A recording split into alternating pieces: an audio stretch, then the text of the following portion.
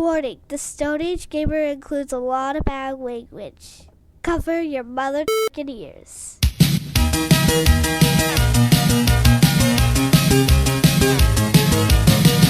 Good evening and welcome to the Stone Age Gamer Podcast. I'm Kris Randazzo and joining me tonight is Second Screen Experience Dan Ryan. Oh, yes I am. It is just time as good as the big screen.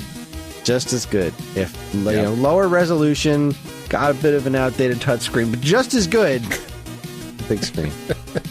It's time for the Nintendo Wii U Starter Kit. If you had $100 to start a physical Wii U collection, which game should you get? Fire up your Nintendo TV app, because the Stone Age Gamer Podcast starts now. Yeah, you remember Nintendo TV, don't you? I do. Yeah, TVII. Yeah, I thought it was great.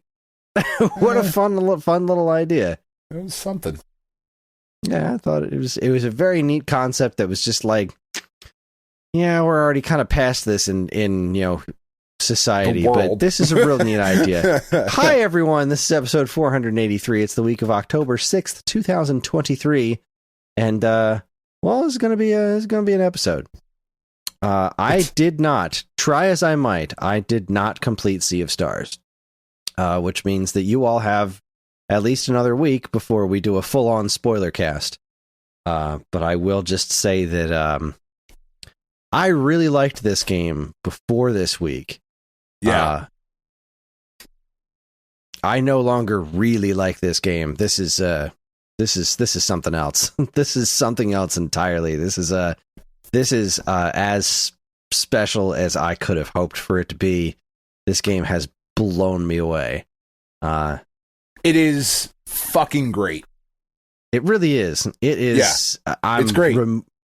I'm removing. See, in the beginning, a lot of my love for this was the fact that it elicited that feeling of Chrono Trigger and RPGs from that era in general. But like, right. I said before about how people have said many. It's like this, or it's right. What is it? Axiom Verge is like Metroid, and Blossom Tales is like Zelda. Like, okay, but they're similar experiences, but they don't elicit that feeling of those games. They are their own unique things, and a lot of things have claimed to be in the vein of Chrono Trigger, even Chrono Cross, but eliciting that feeling, that heart that game had, that was just extraordinarily special. That was what I really liked about Sea of Stars. I didn't think it was quite living up to Chrono Trigger's potential, because that game was lightning in a bottle, but yeah, this game crossed some lines. This game got so good as it went on, and I'm really looking forward, much like The Messenger, which was also like, this game's fucking great, and then about halfway through, I'm like, oh wait, no, this game's fucking amazing. Yeah, never mind. This game Sea of Stars is now something different. Sea of Stars doesn't actively change genres like The Messenger did, which was fucking wild. Right, it becomes a chess game halfway through. Spoilers. It becomes fucking battle chess. And it's like, wow, this is still really engrossing, though. I'm really into the story. I just can't believe he turned out to be the rook. I just son of a bitch. We were pawns the entire time in a larger game, Kris. Yeah, I this game did some things to me this week. Yeah. Again, I don't want to say anything yet. You have another week before we really go into this properly, but man. Oh man. I will say I love this game. I loved it. I played through it about 22 hours and 58 minutes when I beat it. And now, since it was taking you a while, I was like, all right, well, because there's an ending and then there's a real ending. And you have to do a bunch of different stuff to get the real ending. But one of the things that you have to do, and this is not a spoiler, which is why I feel okay sharing this, one of the things you have to do is collect all 60 rainbow shells. And I am not a fan of collecting all of these fucking rainbow shells. I have 35 currently. And yeah, see, I figured that was going to happen because as soon as I got like 4 of those things, it's like, these are the strange artifacts from the messenger. I need to have them all. It is. But the issue that I'm having with it is that I can't. A lot of the enemies you can avoid contact with, like, because I'm just trying to run through. I don't want to fight anymore. There's no point in me fighting anymore. I have, like, I don't need to level up anymore. And fighting a couple zombies as I'm running through this area is like, well, fuck, this is just making this take longer. You know what I mean? Like, because you can't easily run away from the battles, but you're not quite, or at least I am not quite strong enough to where I am one-shotting all of the lower enemies in all of the areas. In some of the areas I am. Like if you go back to the moorlands in the beginning and I have to get a fucking rainbow shell or whatever, that's the very first area. So yeah, like I'm fucking one-shotting all of those guys. But in later areas in the game, if I'm running through a place because I missed a shell the first time around, like, well, fuck, I'm trying to get, I just don't want to do the fight, So I find that bit frustrating, and I find the lack of quick exit from a dungeon, for lack of a better term, for quick exit from an area of like, I got the shell, let me go back to the world map so I can move on to the next thing. Yeah. Like, those two things are gripes that have only come about in the after game stuff. Because before that, it was like, all right, well, I need to keep fighting, and every time I run into some enemies, I'll fight a little bit more. I'm close to leveling up or whatever. Now I just want to get these fucking shells. I just want to get the damn shells and trade them in and get the things I need to get so I can move on. What really grinds my gears? What's that? When you go to a fire and you just want to save, but saving's this, or you want to rest, right? Because resting heals everything. That's the most useful thing. It's the second option. Yeah. I just want to go there and mash the A button and get to rest, but no, I don't want to do that. It's like, I don't need to cook. I don't want to cook. I have nothing to cook. I'm fine. Stop it. Just, why isn't cook the second option? You fucking madmen. Well, what because sick bastard decided that was the order the menu should be in? Very dare they. Okay, so those minor gripes aside, this game is just fantastic. It's absolutely fantastic. I think you nailed it too. Of like, it has that spirit that Chrono Trigger has. It is timelessly good. When it started off, it was because of that. Now that I'm as far into the game as I am, it's good on its own. It is 100% good on its own, just like The Messenger. It is one of those games that is going to stick with me for the rest of my life. And I would also put Golden Sun in there because I feel like this is a really pleasant mix of Chrono Trigger and Golden Sun. Golden Sun had the kinds of puzzles that you would like push blocks around, right? Yeah, it had some of that. Some of the bigger spells are Golden Sun adjacent. Yeah, I felt that I haven't spent a lot of time with Golden Sun. I put like a couple of hours into the first one on a vacation once, and I was like, I see where people are making the Golden Sun connection because like a lot of the stuff that's that you do a lot more puzzle solving or a lot more environmental puzzles in this than you do in Chrono Trigger, which is almost none. This one, there's block pushing puzzles and moving things around. There's some of that kind of stuff, and I was like, that's the Golden Sun connection. Reminding me a little bit of a DS game called Magical Star Sign. I think like 6 people played too. But that was reminding me of that. It's got the kind of soul and look and a lot of visual and audio cues to Chrono Trigger. It does the timed hits of something like Paper Mario or Super Mario RPG. It's got the timed hits are done so well. I still can't get it on some of them. There are certain healing things where I'm not even 100% sure you can, but I figured out the timing on just about everything. Man, figuring out the timing on the timing on Rashawn's regular attack.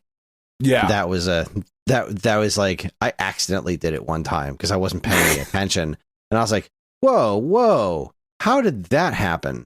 And then I finally pieced it together. It's like, I see what you did there. Then kind of melding that into my strategy. I love the battle system. I just about everything about this game, except for the damn menu option being this. You monsters!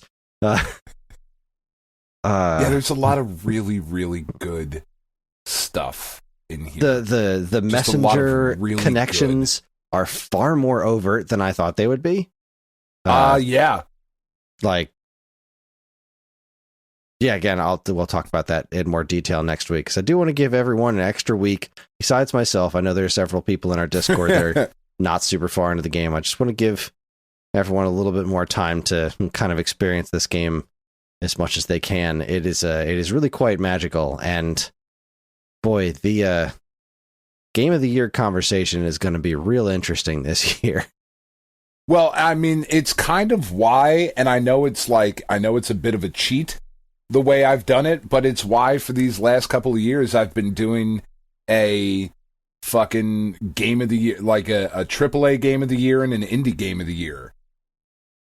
And I know that's a cheat, and I know it's a fucking cop-out, but I'm going to do it again this year, because it's my fucking awards, and I can do what I want. So, like, you know, it's just, damn.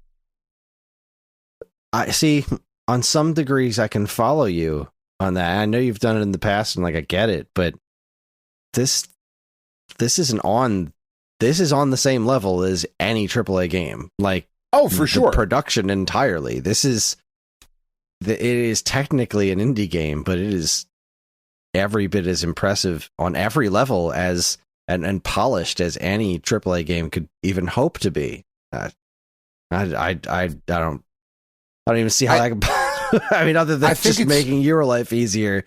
But see, my other problem is that now they're. Go ahead. No, I was just going to say, like, I think it also. How do you compare something like, and I know for me, I've been saying, like, my Game of the Year is going to be Spider-Man 2, and I'm pretty sure that's still going to be the case, like my AAA Game of the Year. But how do you compare Sea of Stars to Spider-Man 2? You know, like, I feel like it's almost an unfair comparison.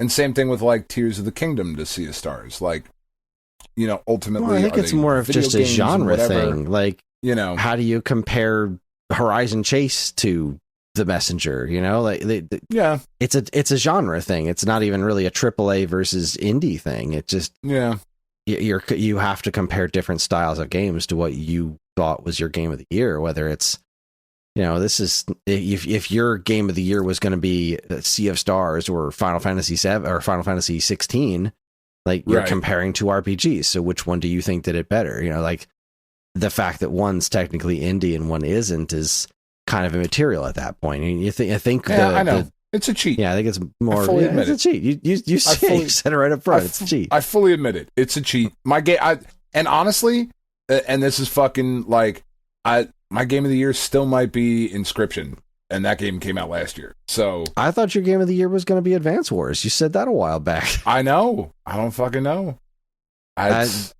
The trouble I'm running into now is that I'm starting to hear some early rumblings that Mario Wonder is that good. I know it'll never be for you, obviously, because it's just not your kind of game. No. But yeah, one of my favorite games, bar none, is Super Mario World, and I'm starting to hear some early impression rumblings comparing it to that. I read a thing today from somebody who had played it at a show that said, if there's like 3 Goombas, you know, walking towards you, and you stomp on one, the other 2 get horrified and start to run away. Yeah, I mean, that tracks. I'm like, oh man, Carl. Fuck. So we're talking. They really did take a 2D Mario game that seriously. I'm in trouble. Yeah, because, like, then after that, we're getting the Mario RPG remake. Yeah. Which is one of my legit favorite. I don't know that I could call the straight up remake like that game of the year, especially in a year like this that has so many original titles in it to pull from. But like, no, that gets remake of the year, Chris. Or does Advance Wars? I don't fucking know. No, it's definitely Advance Wars. For me, I already know that was spoilers for the Golden Caveman Awards. My remake of the year is Advance Wars. Just, you know. But like, Advance Wars owned my life for a while there. That game is so goddamn good, and I really want to go back and finish it. Yeah. I just, fucking when. But like, okay, that's the fucking question, right? Like, yeah, that's the fucking question. When? It's just, yeah. This year has been just lousy chock-a-block. Two good games. And like, I had seen it written, I think it was on Twitter, someone was saying that this game was just, this year has been just such an insanely good year for games. And this was somebody who worked for, what's the fucking Fortnite company that just laid a shitload of people off because they're not quite rich enough. Or some of the shit that's going, like GameStop's having a super bad year, and there's been all kinds of layoffs and buyouts, and like, this has been a really good year for like games, but a really bad year for games, if you know what I mean. Like, yeah, physical released products that actually exist in the world, they've been great, but the stories behind this, the industry, this has been a pretty shit year for the industry. Yeah. Well, and we're going to talk about, I don't know if you want to use that to segue into the Atooi shit. I mean, yeah, I'll happily cover that. I guess real quick. Mostly because I don't have anything else I can talk about. Because I didn't play anything else this week. I put maybe like on a time where I couldn't focus on actually paying attention to the game I was playing. I played some Vampire Survivors again because that game will always be great. And I think I did another couple of segments in the Art of Karateka.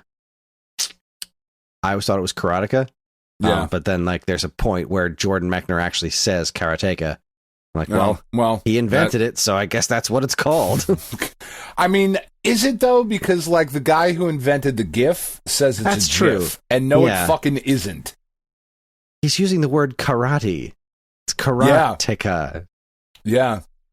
Yeah, I'm not going to change. I can't say karateka. It's just not what it looks like to me. No. But anyways. It's also not a fun word to say. Karateka? I also think it's a real word, and it might actually be pronounced karateka, but I don't know. I'm not going to do the research. I'm just going to live ignorantly. Have you been following at all the Carl Jobst, Billy Mitchell situation? No. I have not. I know that Billy Mitchell is a twat. Oh my God. I think just right. No, go ahead. That's a safe for way sure. to describe Billy Mitchell. Having met the man, yes, 100%. Even way before we knew he was a cheat. Yeah, I don't know that he's necessarily as bad a person as he's been made out to be. I don't know that he's not. I do know that he's just following what's going on right now. Try-hard twat. That if you were following what's going on right now, I think you would know that answer. All right, well, put it in me. What do we got? He's suing Twin Galaxies. Sure. And now suing this YouTuber, Carl Jobst, for effectively for exposing that he's been cheating this entire time. I don't know how to properly put it all into words other than like every time this guy releases a new video, because like he's got a legal team and he's just talking about the things that are happening in the lawsuit, and then Billy tries to sue him further or have his lawyers contact him and be like, you weren't allowed to use this material. And he's like, well, my lawyers say it's public record, so we're going to talk about this shit because I make YouTube videos for a living, and I need to make money to pay for this frivolous lawsuit you filed against me for defamation. He has been caught in, and it's on video of him like being straight up confronted with lies that he has told, with video footage of him doing exactly what he said he's never done, and then refusing. he is a fucking pathological liar. It's astounding the degree of things that he's willing to lie about. And I don't know, I don't even remember if you were there, but it was one of the conventions we did eons ago for Geekade, and we interviewed him. The Ring the Bell guys interviewed him, and we watched him play some arcade games, and we were like, this guy really is very good at what he does. And but yeah, even going all the way back to the King of Kong video that showed that he cheated or whatever, because it was and that was way like that 20 fucking years ago. Yeah, it's all been fake. Like that tape being there, because I think I remember in the movie that the whole thing that like there was this thing where the tape kind of rolled over and the score changed in kind of a weird way, but it was all then later revealed that like that was being played on MAME, because of the way MAME loads Donkey Kong is different from the way the actual arcade game loads it. So when you slow it down, you see it loading the way MAME loads. It's like, oh, yeah, this was fake. That you did save states. You created a perfect run using MAME, which is cheating. And there was another thing about like, he just says during his deposition that he would not have played an arcade machine with this kind of joystick, because that means that it's not an original hardware, and he never would have touched it. It just never would have happened. He wouldn't have done it. And then they show him video of him playing the arcade machine with that joystick, and like, well, what do you say to that? And he just stops talking, but he never stops being smug. He never admits to anything. He just stops talking and stares the lawyers down. Like, he is just an absolute scumbucket. It's astounding to watch. And it's just such... I'm not going to say, I've seen some reporting on it. Is this the same guy that did the fucking the tear down of the grading system? He did those videos too? Carl Jobst, yeah. Yeah, okay. Because like I have seen some stuff of like other media reporting on it, of like, this is so fucking silly, it's video games, it doesn't fucking matter, blah blah blah, like whatever. And it is silly. I will say, like, in my opinion, it is a silly thing to fucking lie about, because it's fucking Donkey Kong. Like, like it is a video game. That doesn't make it not serious, though. It's true. It's a weird thing to cheat about, because like it's a weird fucking thing to cheat about. To what end? Ultimately, I can't imagine Billy Mitchell sitting somewhere living the high life, high on the hog, as it were, just rolling in dough with his fucking hot sauce and his stupid shirts and his dumb ties and his bad hair. Like, just, like this wasn't a thing that brought you fame and glory. It brought you some notoriety in a circle. But like the sad thing is that he's probably good enough to have gotten a pretty high level of notoriety without that shit. Yeah, he certainly could have been. Even being a former record holder would have been enough to do that. Because, like, yeah, of course, nobody's going to hold a record forever. Somebody's always going to find a way to beat it. Like, I mean, Lou Gehrig video games, but sports, that's a whole other thing. True. Nobody's ever playing that many fucking days or getting that many hits in a row. And Cal Ripken's will also never be broken. But I know we're talking about different things. I'm just being... What's the line? Died of Lou Gehrig's disease. Who saw that one coming? We used to say, Lou, here's the disease. It's got your name all over it. Fucking Dennis Leary. I say that shit but the other thing, all the time. Those old Dennis Leary MTV commercials. I think you hear me knocking. I think I'm coming in. And I got a box full of Oreo cookies with me. And everybody looks at me like I'm fucking crazy. Like they've never heard it before. And I know I didn't make it up. Anyway, sorry. Speaking of making things up, that famous picture of Billy Mitchell holding a plaque where that was awarded to him by the creator of Pac-Man for getting the first perfect Pac-Man score. Mm-hmm. Plaque's fake. Of course it is. It's not what the plaque was for. It was a different thing.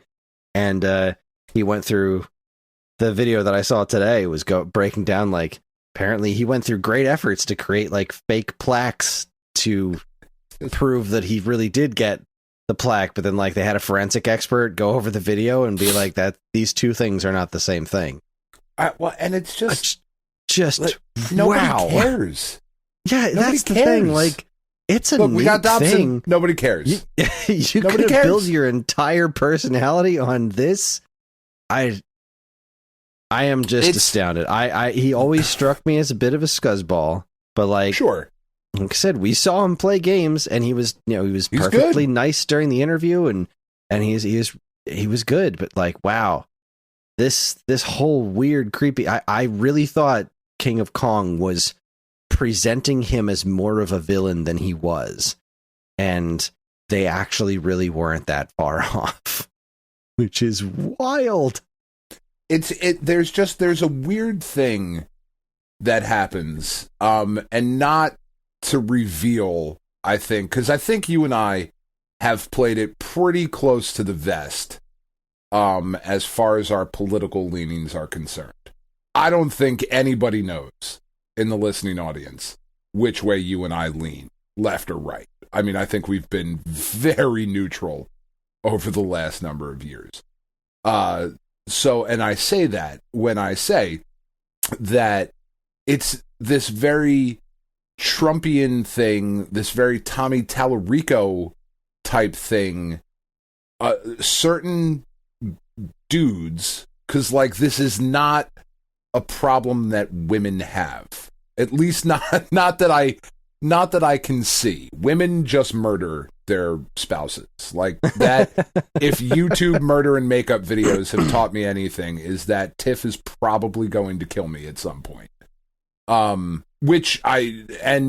based on a lot of the shit I've watched, I think she might even be justified. I'm not entirely sure she wouldn't be.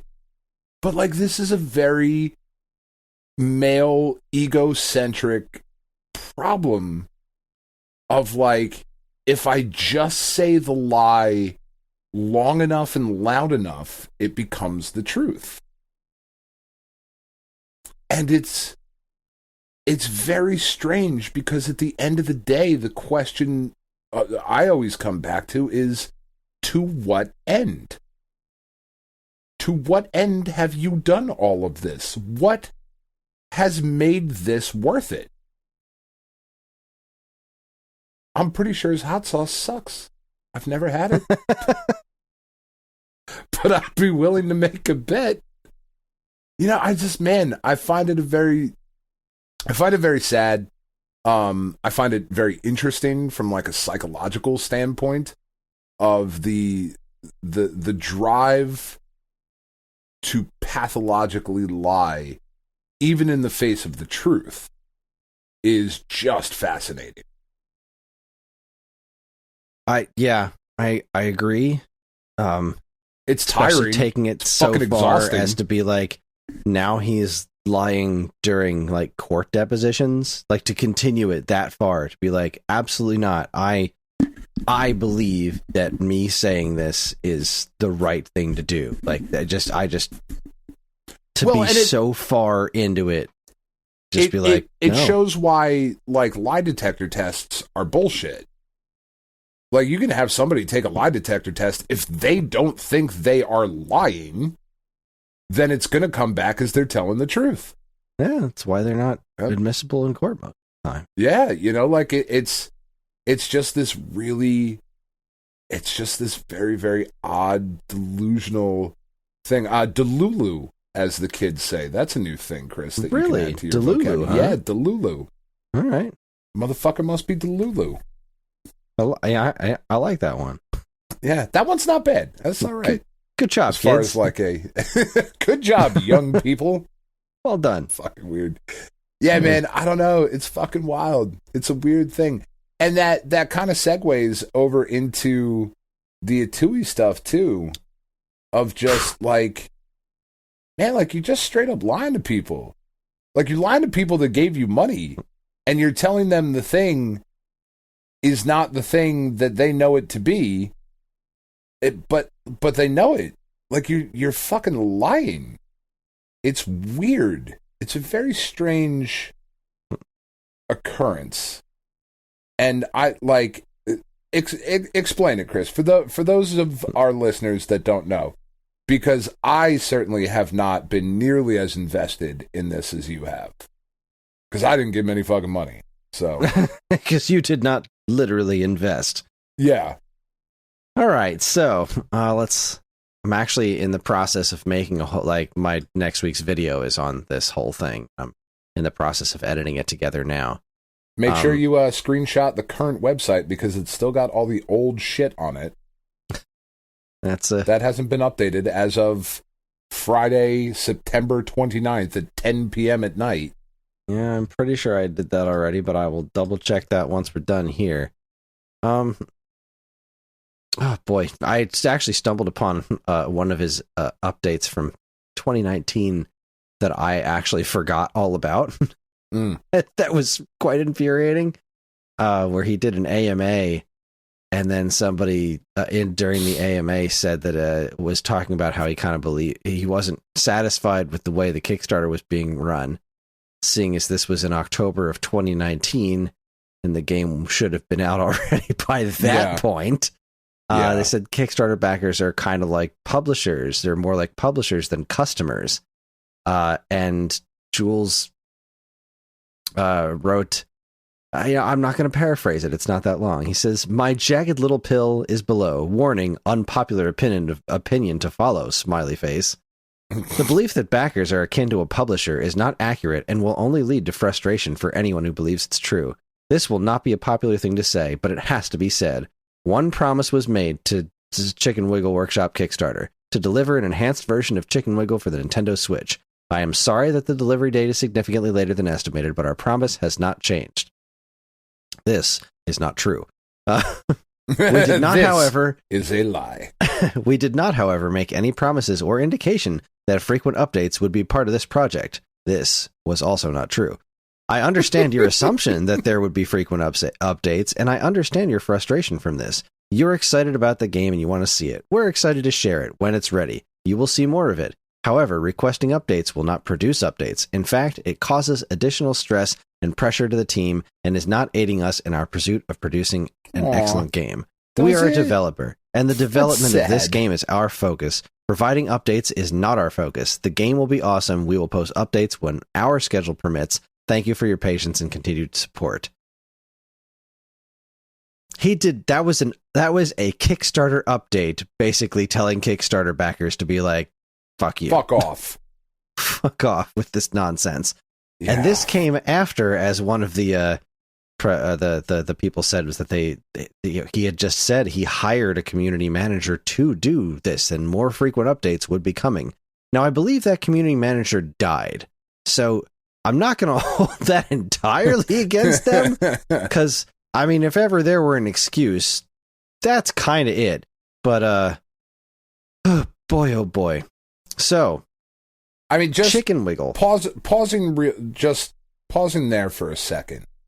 That statement that you just read reads like something that, and they would never say it. I don't think they would ever say it, but it feels like someone on the level of Igarashi or Kojima might have the fucking sack to say something like that.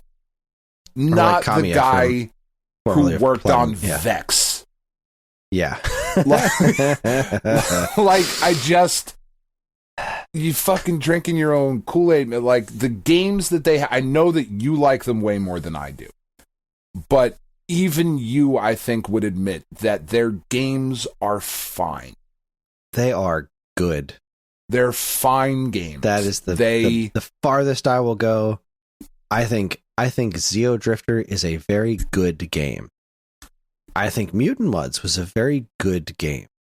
I think Chicken Wiggle was a very good game. And you wouldn't miss anything if you didn't play it. Correct.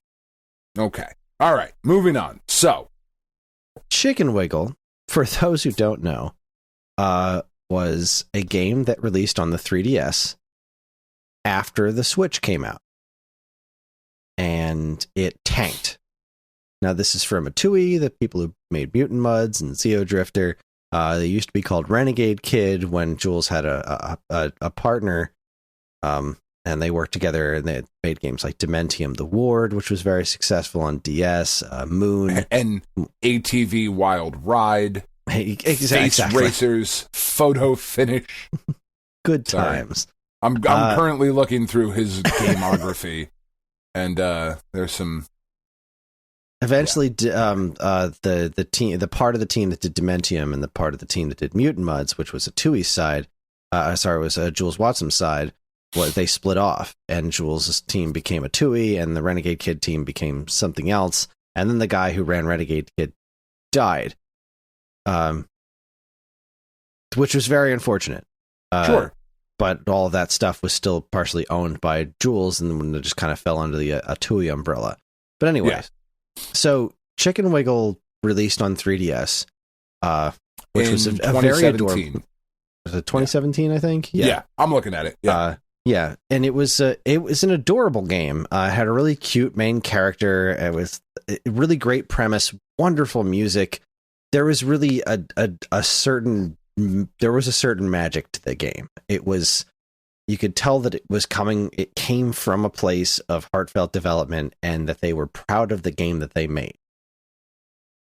However, it didn't have to release the way that it did. And I know this because of Inti Creates.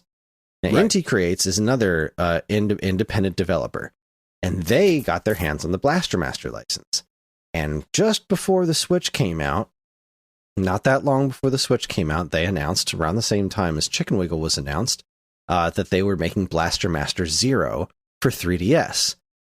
And they quickly realized the writing was on the wall, and they made a quick and dirty port of the 3DS game, slapped that shit on the Switch. And when I say quick and dirty port, you can see the size of the screen just not quite lining up right, because it's just the 3DS game. It's just the top screen of the 3DS game slapped on the Switch. And that was a wonderful bit of foresight that they had, because the writing was already on the wall. Yeah. Right? The 3DS is not long for this world. This market is collapsing. These games are going to be. Yeah. Exactly. People want to play this shit on Switch. And that happened 100%. But Jules Watson was like, nah, 3DS is where we had our success. We're sticking with 3DS. I believe that there is still an audience on the 3DS. I'm going to release this game there. And then he did, and it tanked. And he took to Twitter and was very frustrated about it. Now, when he originally took to Twitter, even he said, maybe the 3DS audience has moved on to Switch. That is an important thing to note, that at one point, everyone was telling him that, and he agreed that that might be true. Yeah. Now, not too long after, he was like, all right, fine, we're going to make Chicken Wiggle on the Switch. We're going to port an HD version of Chicken Wiggle to the Switch. It's going to be called Chicken Wiggle Workshop, because we're going to put a little more focus on the builder aspect of it, because you could create your own levels in Chicken Wiggle. And it's going to come out in December, right? It's 2018 now, so we're going to do a Kickstarter. It's going to come out in December of 2018, because we're just going to make this game that you like. We're going to put it on Switch with better graphics and visuals and an expanded builder. Sounds good. Kickstarter that had a goal of 30,000 and met their goal with $35,634 from only, and I say this kind of shitty because, again, that statement I think rings even more hollow when you hear that there were 1,553 backers of this Kickstarter. That's nothing. It was a success, but it was not a smashing success. Yeah. This in the Kickstarter grand scheme was of things, going... 1,500 people is nothing. It didn't get off to a great start. It got off okay, and then it dried up. And it really didn't look like this thing was going to cross the finish line. And it eventually did, real close to the end. And it made it just enough to get maybe one stretch goal in. So this wasn't a rousing success. This was not Shovel Knight. This was just enough to make this happen. But he did say on the Kickstarter, in the Q&A, or the FAQ, let me find that the exact line I'm looking for here. will development continue if the initial Kickstarter goal is not reached? No. We need the Kickstarter funding for development. If the initial goal is not met, development cannot move forward. Okay. This game, according to the FAQ on the Kickstarter, this game 100% only exists because of the 1,553 backers that pledged money for it. Okay? Right. These aren't fans. These aren't randos on social media. These are legit investors. At this point, these people are investors. And they are the reason that your game exists. Exactly, or theoretically exists. Right.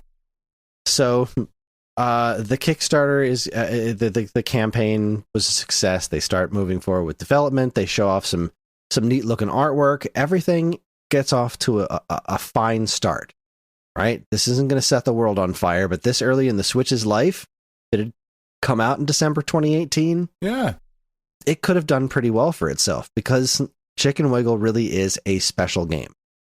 Adding the workshop to the name was like, okay, you don't need to do that. You already had Chicken Wiggle, which is a completely ridiculous name that no one's going to forget, right? Right. You've got adorable characters that are, hearkening back to Banjo and Kazooie of being the chicken and a worm combo. Like, you had everything going for it. The only thing you did wrong was release this game on 3DS. That was it. Yep. All you need to do is take this one thing and put it there, and that's what people paid you to do. So let's get it done.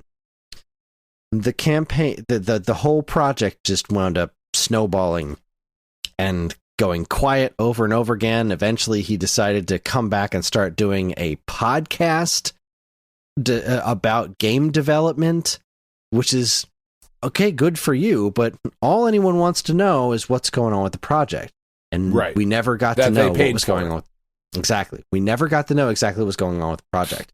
Eventually, he changed the name from Chicken Wiggle to the far more forgettable and bland Hatch Tales, which few. I don't know that it's a worse name as far as like a name of what like a game.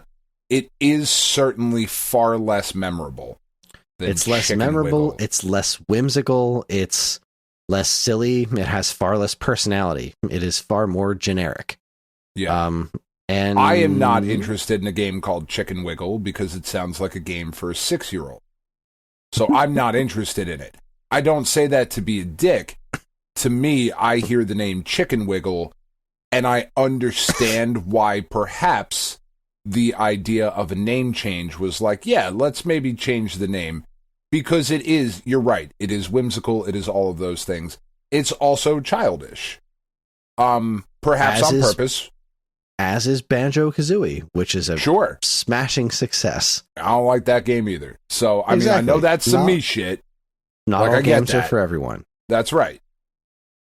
So, they changed the name, but this was never run past anyone. This was, we're going to do this now. And some of the backers were just like, okay, but did you think you might want to at least run this past us first, or like ask our opinion, even if you were going to do it anyway? Like, just, we paid for this. We paid for you to make this thing, and now you're saying you're expanding the scope and you want it to be more marketable, so you're changing the name of this. Like, okay, it's not the end of the world. I don't love it, but all right, we'll live. Yeah. Years go by. Actual years. Again, this is all like 2018 that all of this is happening. Years and years go by with just nothing. Radio silence, the occasional bullshit. It's just a whole lot of nothing. And we find eventually all leads up to the abbreviated version is it all leads up to May 16th, 2022, where we had gotten into our last dry period of people being like, what's going on with this game? Come on, say something.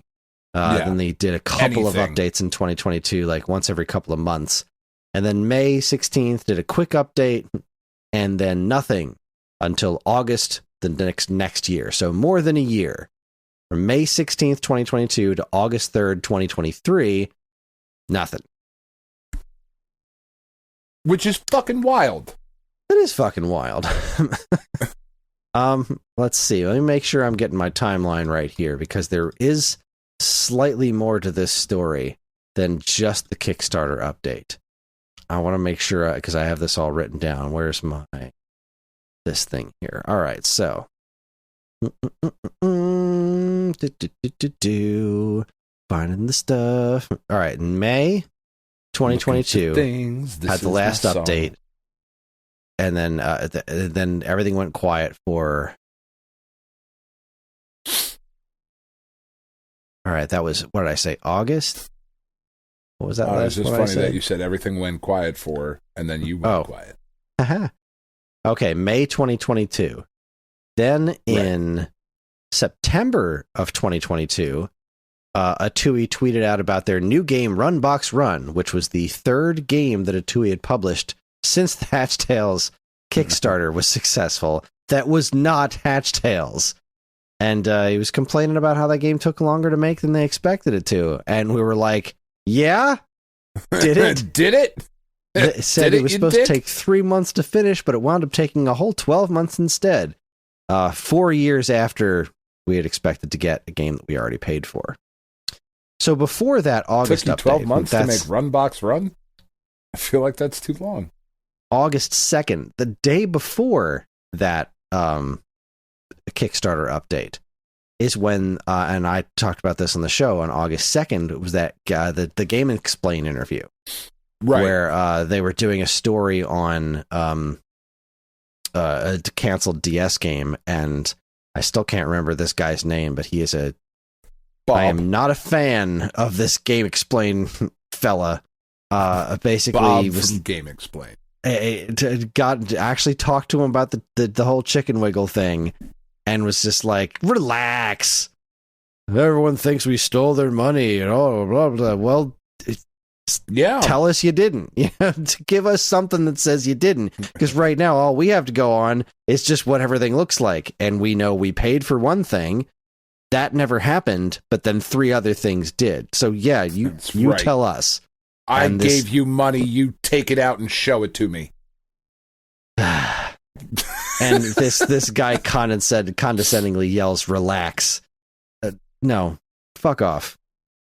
Fuck off with that nonsense. And that wasn't Jules Watson. That was the Game Explain guy who was just like, come on, relax. What do you think? He's going to take your money? Come on. Yeah, we do. It's been 4 fucking years. Yeah, we do think something's up. As a point of fact, he has taken our money at this point. Yeah, as a matter of fact. Not to put too fine a point on it, but I still don't know why he didn't take the opportunity to just rationally say that he didn't do anything nefarious with the money. We decided to increase the scope of the game, and the order to do that, we needed to raise more money, so we needed to dedicate some funds to making other games so that we could fund what we actually want to do with Chicken Wiggle Workshop. Right. There. I just did it. How long was that? What, 5, 6 seconds? If that? All he had to do. But instead, he mentioned that, they're game developers. They don't know how to entertain all these Kickstarter backers who want to be entertained. Nobody wants to be entertained. They just want information. Just write up a couple of sentences. You don't have to do a podcast. They don't need to be trailers every week and graphics and images. No, just a little bit of text. We worked on art assets this week. Thanks for your patience. That's it. Here is an art asset. Look at it. Boom. This is what we did. Here is a picture of it. Have a nice day. That's all you need. That's it. Nobody wanted to get entertained. But so the next day after the Game Explain interview goes up, on August 3rd, he puts up this completely tone deaf, hey guys, let's get excited. It's a Chicken Wiggle, man. Let's do the Hatch Tales.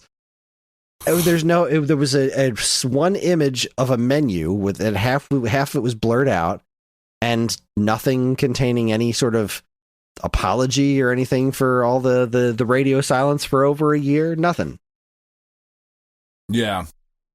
So 2 months later, or just shy of 2 months later, on September 26th, a quick update was posted on the Kickstarter page that Nintendo Life was going to be announcing the game's release date. Oh, we've got a release date, do we? What are you shadow dropping it tomorrow? How very exciting. And of course they said that they would be telling the Kickstarter backers the release date an hour before the article got published. Now, if I was running a Kickstarter campaign and people had been begging me for information for over a year and I had information to tell, I probably would tell them instead of saying, we're going to let this news outlet tell it first. Or we'll tell you just beforehand, so we don't want to undermine the news outlet telling people what the release date you've been asking for is for 4 years. Because us appeasing this news outlet is far more important than letting you guys know what's happening. That's far more important to us. That's right. You got to goose those sales somehow, Kris. That is the message that was being sent. And the release date is going to be March 28th, 2024, the 6-year anniversary of the Kickstarter campaign that they mentioned in the update like it was a good thing. Except, I am currently looking at the Atooi.com Hatch Tales page that says coming to Nintendo Switch in 2023. Boy, I can't wait. They can't even update their own website about it. Which they put Dementium the Ward on their website already, so they did that, but I think the wildest part of all of this is the complete redesign of the character. Oh, we're getting there. There's more. Okay, I'm sorry. There's more, sir. Yeah. Because somebody in the Kickstarter comments was kind enough to break down all of the release dates we've had so far, which were December 2018, early 2019, Q4 2019, will not release in 2019, 2021, 2022, early 2023, and now March 2024. And then I wrote in my script for this video that I'm doing that, and I don't think the Intellivision Miko had this many release dates. I like that one of the release dates is not 2019. Yeah, will not release in 2019. Just fucking spectacular. So the other thing that they promised was that, and shortly after the announcement, we're going to put a developer diary up. Yeah. To which I'm like, oh, this is going to be fucking rich. This is going to be delicious. And it was. They broke down that, yes, they had to sell some games on the side to make money for the whole fiasco of the project increasing in its scope, and they took a look at the situation and said, all right, why didn't this game sell? Well, we do think that putting a focus on the builder was a bad idea, so we wanted to kind of pull that back and really focus on the single-player campaign. That is a good decision. I agree with your decision. Originally, you were going to put a lot of focus on the builder, and yeah, maybe pulling that back was a good thing, because maybe a builder is only really impressive for an established franchise. The one that doesn't make sense to me is what you were about to say. Where they decided to redesign the character from a chicken and a worm to a flightless hawk with a grappling hook. Yeah. What? And they did this by just taking the same sprite, recoloring him, and giving him angry eyes. That's right. All they did for 5 years was to this redesign, because they believe that the reason Chicken Wiggle didn't sell was because it was too childish. Now, that's why it didn't sell to Dan. I mean, I do think, honestly, that is a large part of it. The name Chicken Wiggle either sounds like a baby game or shovelware at best. Like, I understand what you're saying as, like, it's whimsical and it's this and it's that. I don't know. And you're right. It's not that far off from something like Banjo-Kazooie. But when you're Nintendo, you're allowed to name a game fuck, fuckity fuck. And it can be a cute platformer and it'll sell fine. When you have made Mutant Mudds and Zeodrifter, if you make a game called Chicken Wiggle, I gotta be honest with you. Most people are not going to give a shit. Unless you're already a fan of Atooi's work. And apparently 1,553 people were. Well, by this point, they had kind of sort of moved on because they weren't in that vicinity anymore. Mutant Mudds was a big success, and they were trying to follow up on the Mutant Mud success. They even put Max for Mutant Mudds. Was it so? It was. Like, I mean, when you say big success, like I am legitimately curious as to what the numbers were on that game. I don't actually know what the numbers were. I just know that it was a big success because it was one of the earlier 3DS eShop games, right? The Mutant Mudds came out when there wasn't much happening on the eShop yet. When it was still possible to navigate the fucking eShop. Yeah, because it wasn't just crammed with slowdown because the 3DS wasn't really super well designed for that. But no, it was one of those. It was like Gunman Clive. It was one of those things where like, oh shit, people can put good games on this. And it took off. It got a lot of coverage. It earned a pretty considerable following, and it funded Atooi's future projects where they made shit like Zeodrifter and then the other games that they used to pay more bills with. But it was to all the knowledge that I can muster, it was a successful game, and that's kind of the level of success. That's why the sales of future games were so frustrating to Jules, because he said, this game did great. Why can't my other games do this great? Right. And, a lot of it had to do with the audience and all that stuff. So going back to effectively his roots, like, if you see the words Chicken Wiggle and that turns you off, sure. But if you saw the words Chicken Wiggle and then the game that was attached to it, like, I don't know, maybe we just shop for things differently, but like, okay, well, that's completely insane. What the fuck's a Chicken Wiggle? Oh, it's this.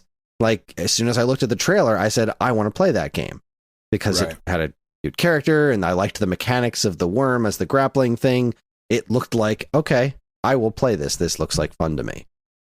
And I think that was a big draw. But even changing the name, the character was never the problem.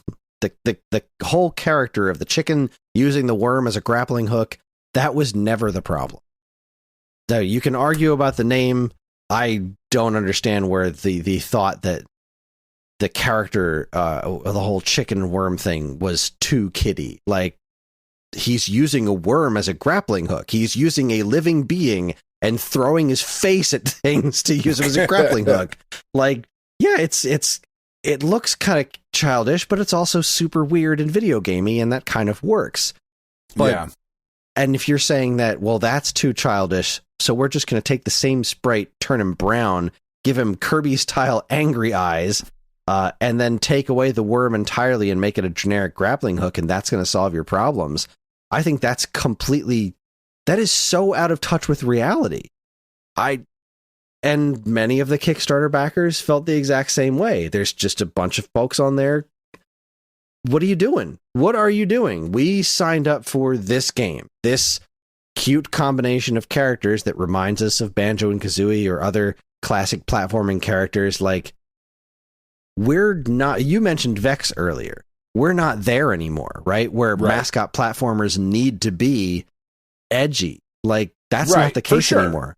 Look at the way Nintendo's been marketing these remakes of like Kirby games don't even have Kirby with the angry eyes anymore. They're not even trying to edgify that character anymore. Like, that's not a concern for selling games anymore in the US. Right. You don't have to be cool and edgy. As long as your game's good, that's what's going to sell it. Like, and you can get some sort of attention with it. And with a name like Hatch Tales, you're never going to get any attention. But if you put two stupid words like Chicken Wiggle next to each other, at least a chunk of people looking through the eShop, if they see that name, they're going to be like, what the fuck is that? at least enough to click on it and say, like, what is that? Not like, well, I'm just not even going to look at it, because I just don't think the majority of people are going to think the way you do. I think the majority of people are going to see those two words and be like, all right, what is that? And then see what it is and say, oh, that might be interesting. It's like daddish, like that kind of thing exists out there in the world. And sure. I just think that the whole concept of saying this game failed because this game failed clearly because it was on 3DS and not on Switch, and then going back and saying, no, this wasn't my fault. This game failed because people, they didn't get it. The people didn't get it. They didn't get that Chicken Wiggle is fun and cute, and they didn't get that these characters are adorable, and I need to change this to be what the people want, which is something that is edgy and something that is a little less weird. And if the indie gaming scene has proven anything over the last decade, is that that's not the case anymore. No, weird is fine. Weird shit is the only way to get attention at this point. Weird shit is fine. It just has to be good. And that's exactly what I've been trying to find information as you've been talking about how much, how these things have sold. And the only thing I can find solid information for is that the Mutant Mudds collection for Switch has sold less than 7,500 copies. 7,500 copies? Yeah. That doesn't sound right. That is from Jules Watcham. That the Nintendo Switch version of Mutant Mudds collection has a current sell-through of less than 7,500 copies.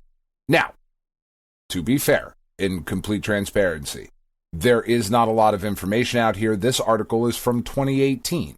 So, is that number likely higher? That's sure. Not incorporating the physical release. I was going to say the physical release from Limited Run probably has that many copies, and that was... I don't know that that's true. Is it? 7,500 copies? Like, dude, how limited are Limited Run releases? I feel like they've got to be at least close to, like, at least maybe 50,000 copies of something. 50,000? No. I don't know this at all. I have no idea. I am talking out of my ass. Completely and totally. I do not think a Limited Run Games thing has a 50,000 copy limit. That seems absurd to me. Do they not have sales numbers on their website? I don't know. Maybe they do. Maybe I'm way off. I might be too. 50,000 seems like a crazy number. Of like, do you think there are 50,000 people that are buying Plumbers Don't Wear Ties? If you're not going to be selling, if you're going to be selling less than 1,000 copies of it through Limited Run, like, but yeah, it seems like they fluctuate between like, I don't know, up to like 10,000 maybe. And like I said, 2018 is the number higher than that? Theoretically, it and then they move up to is it much higher than 7,500 copies? Like, I don't know. I would doubt it. I feel like getting something produced like that, you would have to get a certain number made. What just happened? Are you back? Did you leave? Did I leave? I don't know. I just kept talking. You left for a minute. Oh. That was weird. I was talking that whole time. Anyway. Or I have no idea what the both numbers of us are. Were talking. Maybe I'm completely off my rocker. Maybe he's 100% right. Let me see. Product is sold out. You said, all right, so like, just trying to figure this out. I don't see a number on Limited Run. They don't say like, this is 5,000 copies, 2,000 whatever. The Mutant Mudds collection on Switch, the physical version on Limited Run Games. It's sold out, sure. There are 217 people that have it on their wish list. that 217 wish-listed people is not 50,000. Right. 50,000 is clearly very well off. It looks like... That seems absurd. It looks like the average, from what I can find on GameFAQs, it seems like the average is somewhere between 5 and 15,000 copies of the... That's about how many they make with many of their games. Yeah. I would have to imagine that Mutant Mudds was somewhere closer to the... I would bet the under on that. Probably on the Switch version. Yeah. I'm with you there. But now the Switch version is the, fifth release of Mutant Mudds? Well, and there's a fucking PS4 version and a whatever. I'm just saying, when we're talking about a big success, this guy clearly thought he was a much bigger fucking deal than he is. Yeah. And that, I think ultimately, like, what, in everything you just went through, like, what it ultimately says to me is don't fucking support Kickstarters. Like, that's ultimately what it says to me, because at the end of the day, and again, and I also don't blame him, but, like, this idea that video game companies, because they make video games, are your friends and want you to be happy is silly. They don't give a fuck about you. They really don't. They like your money, and that's fine. And I appreciate the joy that I get from the products that they make, but ultimately that is where our relationship ends. It's where it's just as silly as the fanboyism and the tribalism that we used to have back in the day between Nintendo and Sega, and now we have it between Sony and Microsoft and all of that shit. And, like, we certainly play into it on the show as a gag, but, like, I don't give a fuck about Sony. Sony doesn't need me to fucking care. And, like, the president dude, like, put out a tweet and said he was retiring. I don't give a shit. Fuck you. Go retire. I don't care. Why are you tweeting this out? This is not important. Tell me that there's a new God of War coming out. That's what I fucking care about. Like... I think indie studios are different. I don't think they are. I think that I'm damn proud that I Kickstarter backed Sea of Stars. And I don't think that the only reason they made that game was to make money. I think that was an artistic expression. I think that was a game that they wanted to make, and they took community into consideration while making that game. Sure. They thanked the people. Like, that is 100% counter to what you just said. That's what I'm saying. That is, but you're always going to counter to what you just said. So when you are a small indie, when you are a small indie company like Atooi, and you personally, of like the 5 or 6 people who work for this company, create that relationship with your players, and then all of a sudden things start going poorly, well, that's different from Sony, right? That's different from, like, I don't give a shit who's the president of Sony, but this guy is out here, like, actually having conversations with people, getting on Reddit and doing an AMA. Like, small indie studios can do that, and they can manufacture those relationships with their customers, and they do make games to make a business. Obviously, they do this because it is what they do to stay alive, but they also do it because they like games. It is not always a cold calculated, I am doing this for your money, and you can fucking die on a bridge somewhere for all I care, as long as I got your money. That's not how every developer works, and you can't convince me of otherwise, especially these small indie studios that genuinely, like, they want to make a game because they want to make this game, and they want to get this game into people's hands and have them play it and experience something that they are proud to have created. There is a degree of artistic expression, and not all artistic expression is just for money, me, fuck you. I don't care who you are. Your kids can die of cancer, and I will piss on their graves. That is not everyone. And a small company like Atooi that makes games like this, they want to foster that relationship. And Jules, I believe, took it very personally when this game that he was so proud of did not sell. Because the audience was like, hey, you should put this on this platform. And he said, no, my audience is here. And then his audience that said they were somewhere else, they weren't where he thought they should be. And then he took that personally. That's the way I view this situation. And I don't know. That's what makes sense to me. I don't think that this guy was, at least in the beginning, only in this to make money. Because I think if that's the case, then then what art exists in any form to do anything other than to just make money? That takes the soul out of everything. That means that no art that's been created, no musician has ever made a song for any reason than to fucking sell you shit. That's insane. I'm not buy that for a second. I'm not saying that far. I'm more to the point of the Kickstarter and that sort of thing.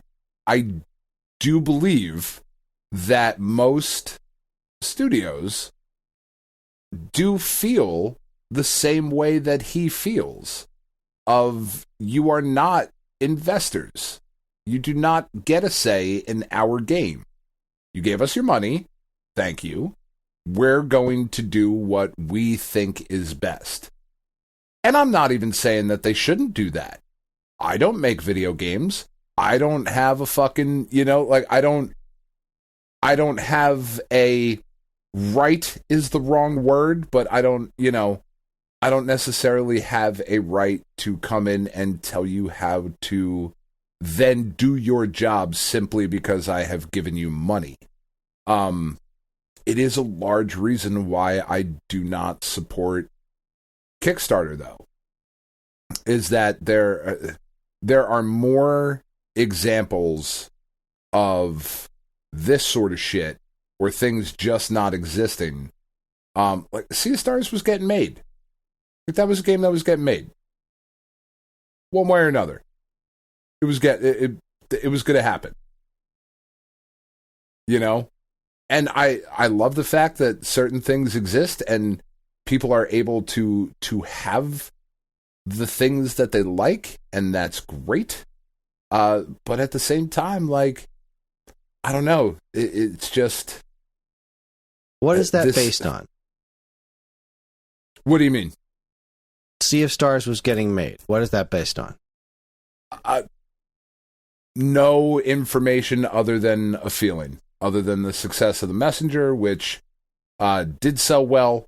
That does have some numbers that are available. I haven't looked them up recently, but I know, we talked about it back in the day, of, this game did do well. And I would have to imagine that game would have gotten made at some point. Because there are lots and lots and lots of video games that are released every day that don't come from Kickstarter. It's very true. They find other investors and publishers. That's true. Kickstarter is not the be-all, end-all. It's most certainly not the be-all, end-all. But it also is a different way of doing things that gives studios more control over what it is that they're doing. But of course, when you do something like that, you are opening yourself up to especially if you don't make it clear that this is the way you're running your campaign in the first place, that this is what we're going to deliver. And we want you to pay us to deliver this. And when we deliver something else, that becomes a bit of a problem, because Kickstarter backers are investors. They're not just randos on Twitter. They're not big time investors. They're not throwing thousands of dollars at you. But at a certain point, some of them are. That is true. Yeah, but some are. It is more complicated than just, okay, thanks for the money. We're going to do whatever the fuck we want now. And don't get me wrong. I am not saying that what Jules Watcham has done here is okay by any stretch of the imagination. I think this guy is a fucking supreme douchebag. Like, of the highest order. To sell people a product, you sold them a product, didn't give them the product, and then 6 years later are like, I'm gonna give you something else. Fuck you, dude. Like, you don't get to do that. Yeah, his whole thing is, trust me, I know what's best. I released the hit game Chicken Wiggle. Right, yeah, like, but also, he does in fact get to do that. Because when you kickstart something, you are not an investor. You are not involved in the company. How are you not an investor? You're literally investing, you're funding a project. You've given them money for a promise. You are not buying into the company. Well, you're not buying into the company, but you are quite literally buying into the project. But your voice, by donating through Kickstarter, I am sure I am not going to dig through Kickstarter's website because I just don't care that much. I am sure that there is something on here that says somewhere of once you give over your money, you do not get a fucking say in what happens. I believe that is legally correct, but I also believe that it is... that's on here somewhere. I believe you are right that that is legally correct, but I also believe that it's kind of one of those understood situations that unless you say otherwise, we don't need to run shit past you, but if we're going to make some sort of... In order to launch a Kickstarter, you have to have a functioning prototype. That's the difference between Kickstarter and Indiegogo. The reason for that is so that you don't pull a bait and switch, because you can't do that on Kickstarter.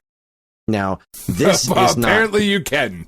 Well, this is not, I believe, legally distinct enough from what was originally promised to fall under the category of, like, you now need to start refunding these people's money, which I don't believe that they have. Because we are still going to technically get that HD version of Chicken Wiggle. It's just changed considerably in scope beyond what was initially promised, because he decided it should be, right? So he's legally okay, but he's been a dick about it, right? He's played, league. Technically, I'm not doing anything illegal, so you should be fine with this. Trust me, I'm giving you what you don't know you want. And that's not okay. It's not illegal, but just because it's not illegal doesn't mean that it's okay, you know? What he's doing is shitty, especially for sure, since he just announced the day after this release date debacle that Dementium the Ward is coming to Nintendo Switch, an HD remaster of the 3DS version of this original DS game.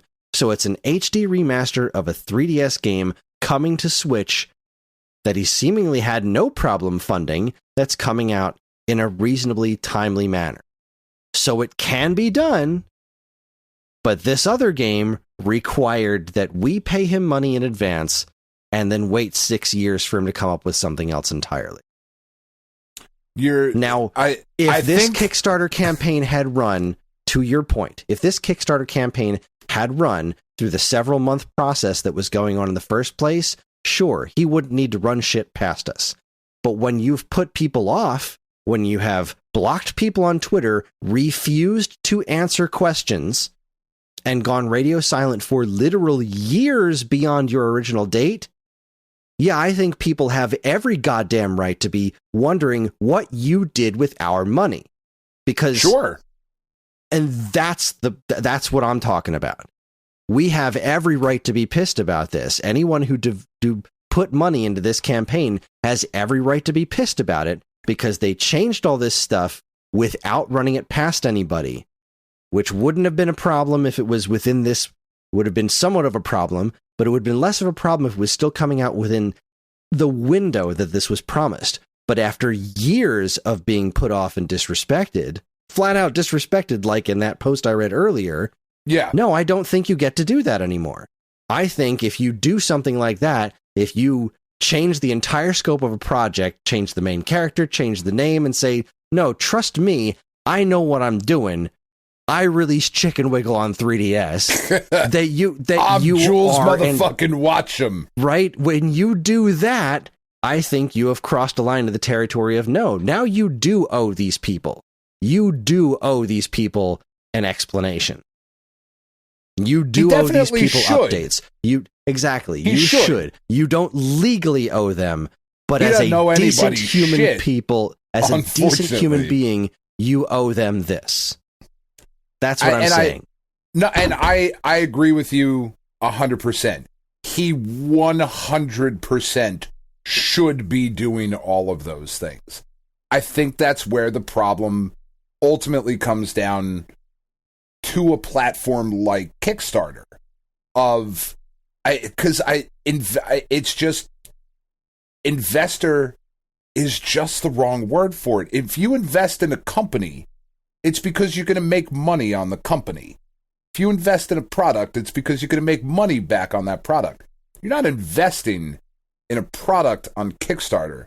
It's more of a weird loan situation. Like, I'm going to loan you $20 and you're going to pay me back in this game. Like, that's the agreement that we've made. You're going to pay me back in a video game. You're not going to give me my money back plus the interest from the investment that I've made so you can get your product or your project or whatever the fuck you want to call it up off the ground. Like, I think there does exist this weird space where you are absolutely right. I agree 100%. I think this guy is a fucking twat for what he has done. I find this kind of shit to just be beyond the fucking pale. Because I don't like lying. I don't like liars. I don't like people who think they're smarter than other people, who think they fucking know better, when they have no business thinking that shit. Like you said, I made fucking Chicken Wiggle. Did you? That's fucking great. I know somebody who made an Abraham Lincoln game for fucking 3DS. That shit didn't sell either. You know what I mean? Like, who the fuck are you, man? It's this very weird area that, man, I feel bad mostly for people who get rooked into these things and end up finding out that the people that they thought were cool and thought were on their side actually think they are way beneath them. Again, I made fucking Chicken Wiggle. Who are you to tell me that I gotta run shit by you? You are a rando on the internet. I know you're not. I know your name because I have your money. But to me, that is where you exist. And like, when somebody shows you who they are, fucking listen. Pay attention. Do not give this dude any money in the future. He does not deserve to get your money. Hatch Tales could come out and be the best game for the Nintendo Switch. It could be.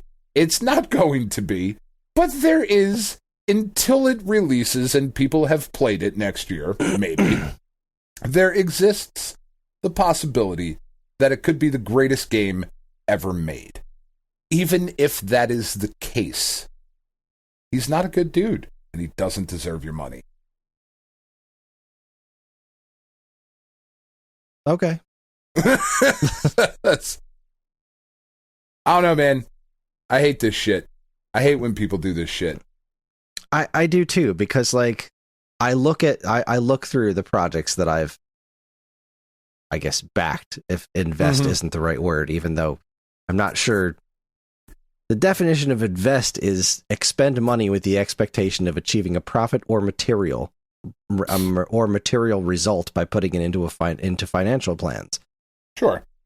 Seems to me like that's what a Kickstarter backer is. Somebody who is investing in a project, but semantics. But I look at the projects that I've backed that have been successful, and I understand why they were done the way that they were done, because it gave them the opportunity to do what they wanted to do, and to do it without meddling of a publisher, and to do it without to do it in a way where they can create a forum, because that's kind of the whole thing with the updates page. Has a comment section because it is a forum for the backers to be one, kept up to date on what's been going on with the project, and two, to give feedback on those steps along the way. Yeah.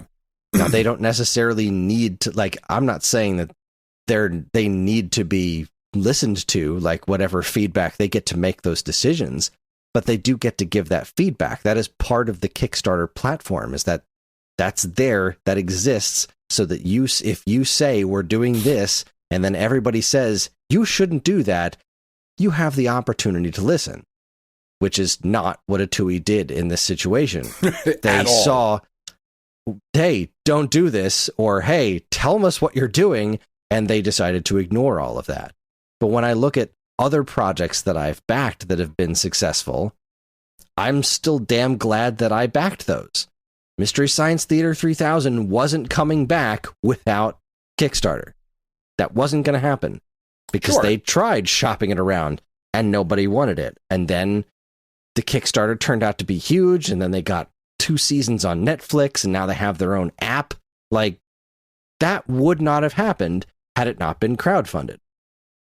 Because crowdfunding, for all of the shit that it can turn into, like this or Mighty Number 9, it can also turn into shit like Bloodstained. Oh, God. Fucking forgot about Mighty Number 9. Oh, I'll never forget about Mighty Number 9. Why did you bring Not that up? until the 3DS copy of Mighty Number 9 exists. It still could happen, Dan. I know. You're absolutely right. Hatch Tales could come out next year. It could. They could drop the 3DS version of Mighty Number 9 tomorrow. At any moment now. Oh, Mighty Number 9. Oof. You were so almost good. But man, oh my God, it's so close. Right? There's it's some good concepts in there. There's some real good stuff in there. They just didn't quite pull it off, like a what was it, like a nerd on prom night or something? I don't know. It's some terrible ad they did.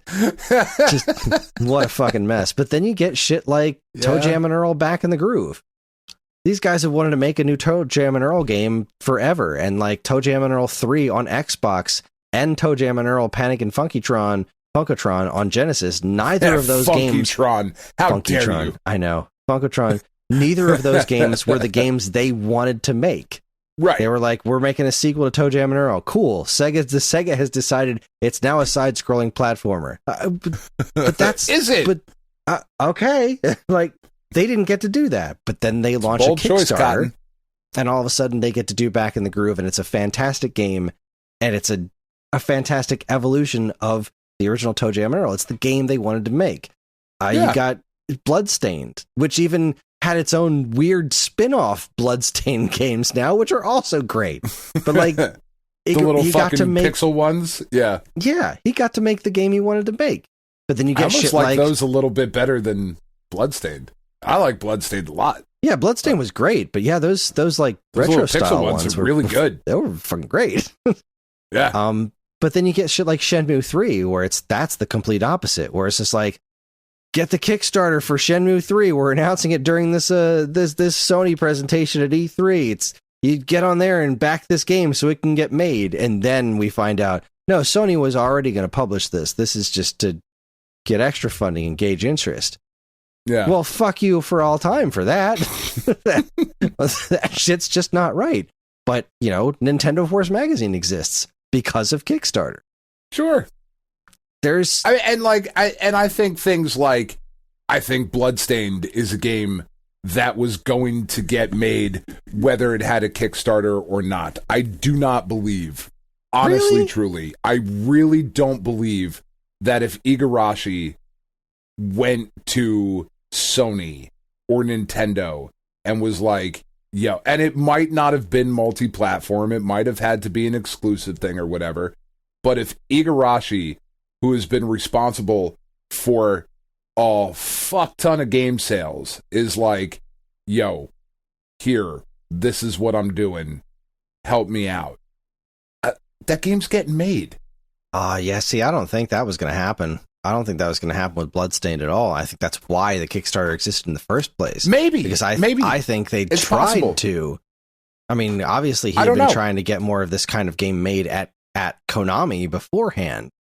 Like, and they were just like, nah, it's That's just not gonna fly. And I also think you might be overestimating the sales numbers on some 2D Castlevania games too. Like, I think those numbers had fallen off, and I think that there was no chance he was going to get to make the kind of game he wanted to make unless he proved to the suits in the world that this kind of thing does have an audience. I think that's why that happens. It's the same thing with Mighty Number 9. Mighty Number 9 is not the kind, like, Capcom clearly didn't want to make more Mega Man games. But Capcom clearly didn't want Inafune to make more Mega Man games, and they were fucking right. They were fucking right. Like, unfortunately, they were 100% correct that he should not be doing this anymore. Well, if Mighty Number 9 is the evidence, there's a whole lot more to that than because he got into a position of power at Capcom, and he was responsible for that. He was at least largely responsible for that weird period of time where he was really focused on making games that appealed to Western audiences, like that Bionic Commando game. Like, those were those games was his, so fucking weird. That was his direction. That was like, no, we got to make these games now, and they lost Capcom some fucking money. They were bad.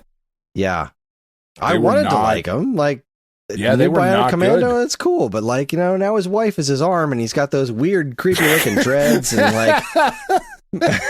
I mean, you just stop right there. Now his wife is his arm. Like, what a fucking stop it.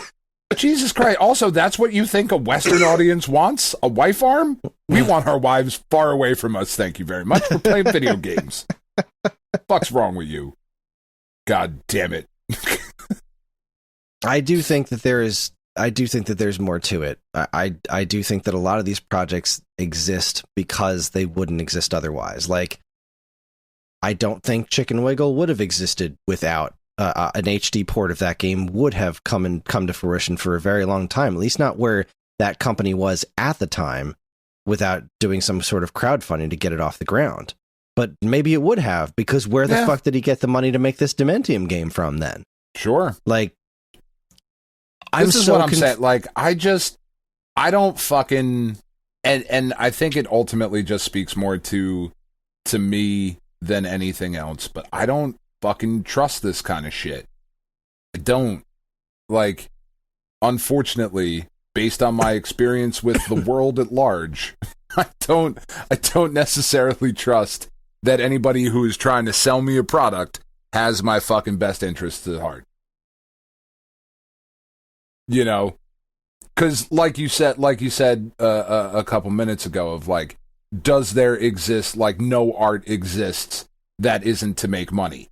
Of course that's not true. I will say that no art exists on Kickstarter that isn't to make money. That's why it's fucking there. Right. You know, like, that game is there to make money. That is not the only reason, obviously. Not but the yeah, only reason. You can't make more art without money, and you can't feed yourself without money. Unfortunately, we live in a capitalist society, so you've got to make money in some way, shape, or form. But if you want to make a video game and release that shit for free, then you're making art for the sake of art. And I'm not and there's nothing wrong with wanting to make money at all.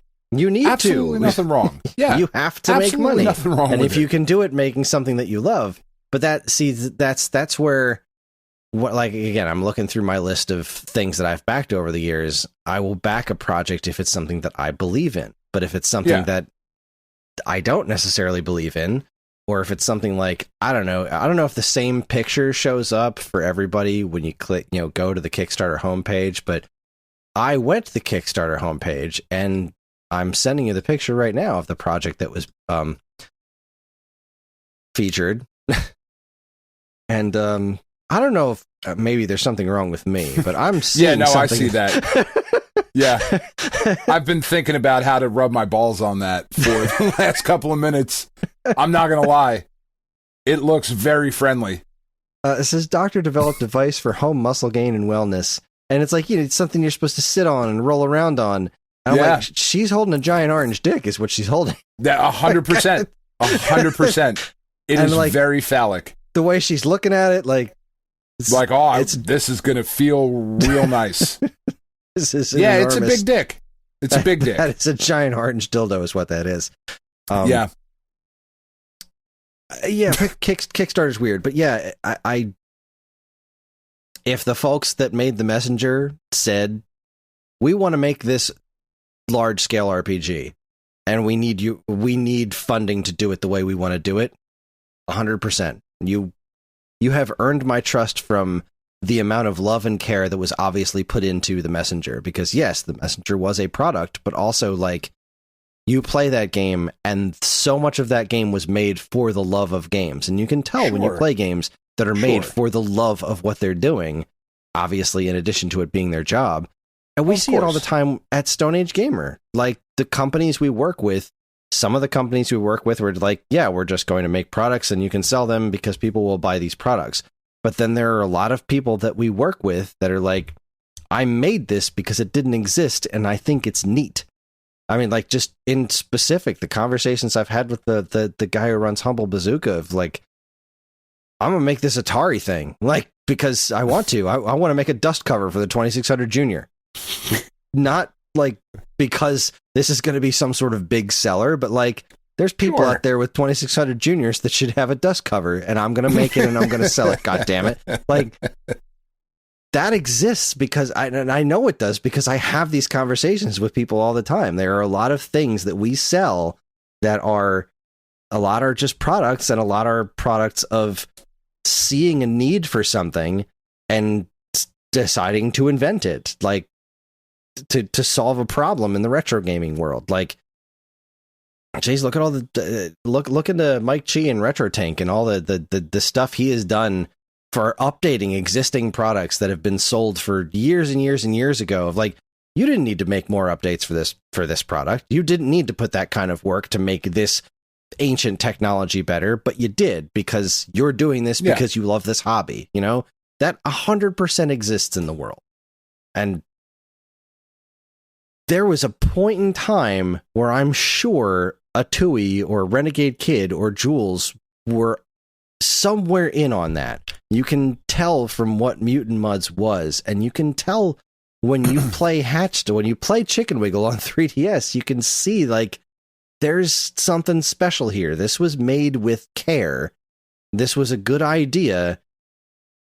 And I think that might be what's most offensive to me about this whole change into being the angry-eyed, flightless hawk with a generic grappling hook was like, Chicken Wiggle was inspired, which is such a weird sentence to say. It is. But the game was inspired. Like, you look at that whole thing, and this was the product that they wanted to make.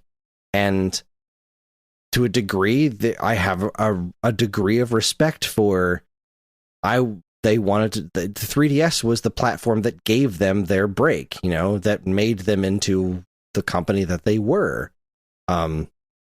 And I don't know what the numbers for Mutant Mudds on 3DS were, but I'm pretty sure they were higher than, what'd you say, like 6,000 or something for the 7,500 on the Switch. I also saw a thing that said their 3DS sales 22 days into release. This was the only other thing that I could see like definitive. And it's not even definitive because it doesn't give numbers, but it's not a good sign. The sales for Chicken Wiggle 22 days after release were less than half of the day one sales of Mutant Mudds. That's what I was going on when I say that Mutant Mudds was a success. For them, it was a success. Clearly, they felt it was a success, right? It's not modern AAA game success. They're not rolling millions of dollars. They're not like the... No, and even the best, the top selling 3DS games of all time are not huge numbers. I mean, unless you're talking about Pokemon, but yeah, or New Super Mario Brothers and stuff. Yeah, a couple of outliers are huge sellers, but generally speaking, yeah. But like, I mean, yes, the top, the tippy top, but they're the ones that you expect. You know what I mean? Mario Kart 7, I'm looking at it right now. Mario Kart 7, 18.98 million. That's a great number. Pokemon X and Y, Pokemon Sun and Moon, 16 million. Omega, Ruby, and Alpha Sapphire, 14 million. Like, all that's great. But then once you get past the top 7, it's less than 10 million per. Yeah. And that's not a huge, considering the install base and all of that. Like, that is not a huge number, you know. It's and not. when you're looking at something like 41st on the rank, but it's the reason I say it is because it's the Pokemon Red, Green, Blue, Yellow thing that they did on 3DS. Mm-hmm. It sold 1.5 million. That's nothing. Kid Icarus Uprising, 1.3 million. That's fucking nothing. Considering the install base. I guess considering the install base, I think it's ridiculous to claim that any game that sells over 1 million copies is nothing. Well, I suppose not every game is going to be a crazy blockbuster. That's how the industry got to where it is today, where if something sells over 1 million the notion of considering a game that sells over 1 million copies to be nothing, that's why we are where we are today, with that's possible. Investors being like, infinite growth forever. That's the way. No, if you're not selling 50 million copies, then it's a fucking failure. And that ridiculous attitude is why the game industry is as fucked as it is today. Because you don't need to even get to that point, because you're also talking about profit margins. When you talk about something like Mutant Muds, made by a team of like 4 or 5 people, that cost them not very much to make, if they sold 10,000 copies of that on the eShop, if they made a profit, that's a huge profit. If they sold them 10,000, let's say, estimate 8,000 copies at like $10 a piece, that's like 80 grand split between 4 people. Like, that's a payday. That's pretty damn nice. That's a success for a small company like that. Sure. You know? So it's when you start. But like, and to your point, right? Just to put a number on what you were saying, the 3DS, like the family of 3DS systems, like game systems capable of playing 3DS games, have sold 76 million. You just round it up a little bit. So you've sold 76 million units. Now, Jesus Christ.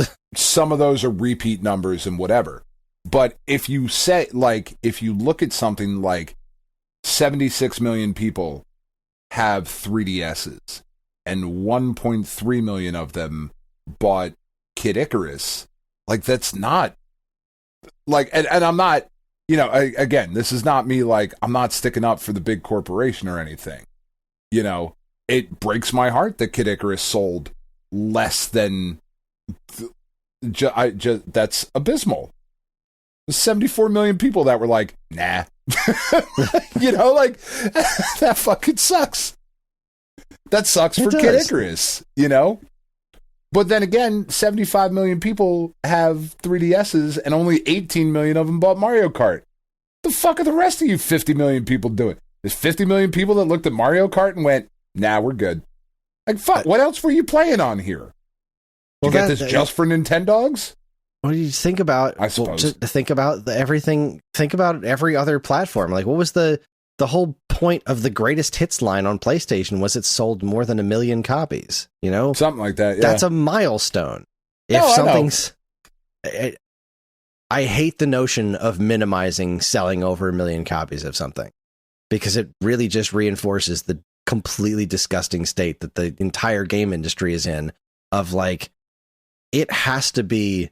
It has to be a mind-blowing blockbuster to be considered. That's right. Even you have to sell successful. Grand Theft Auto numbers, Kris. I hate that. I hate that is the mindset, because it's just like people looking at reviews and like, oh, this got an 8 out of 10. It's trash.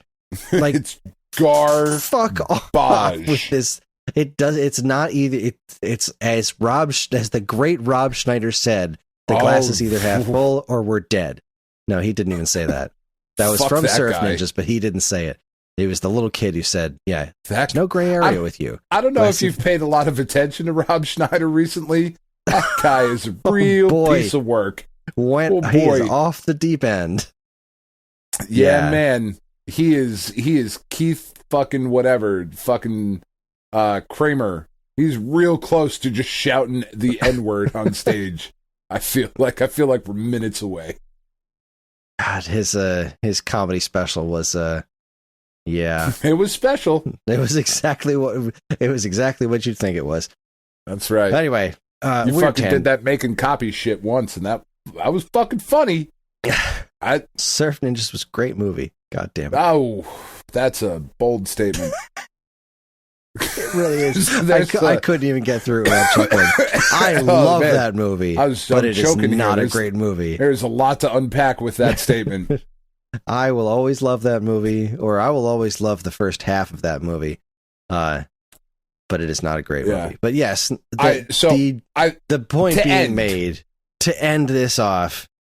Fuck Jules Watson, or Watcham, or whatever his name is. I really don't know how to pronounce it, and I think that everything that happened with this game has been disgusting. And I understand that we don't necessarily agree with what is owed to the people who backed the game.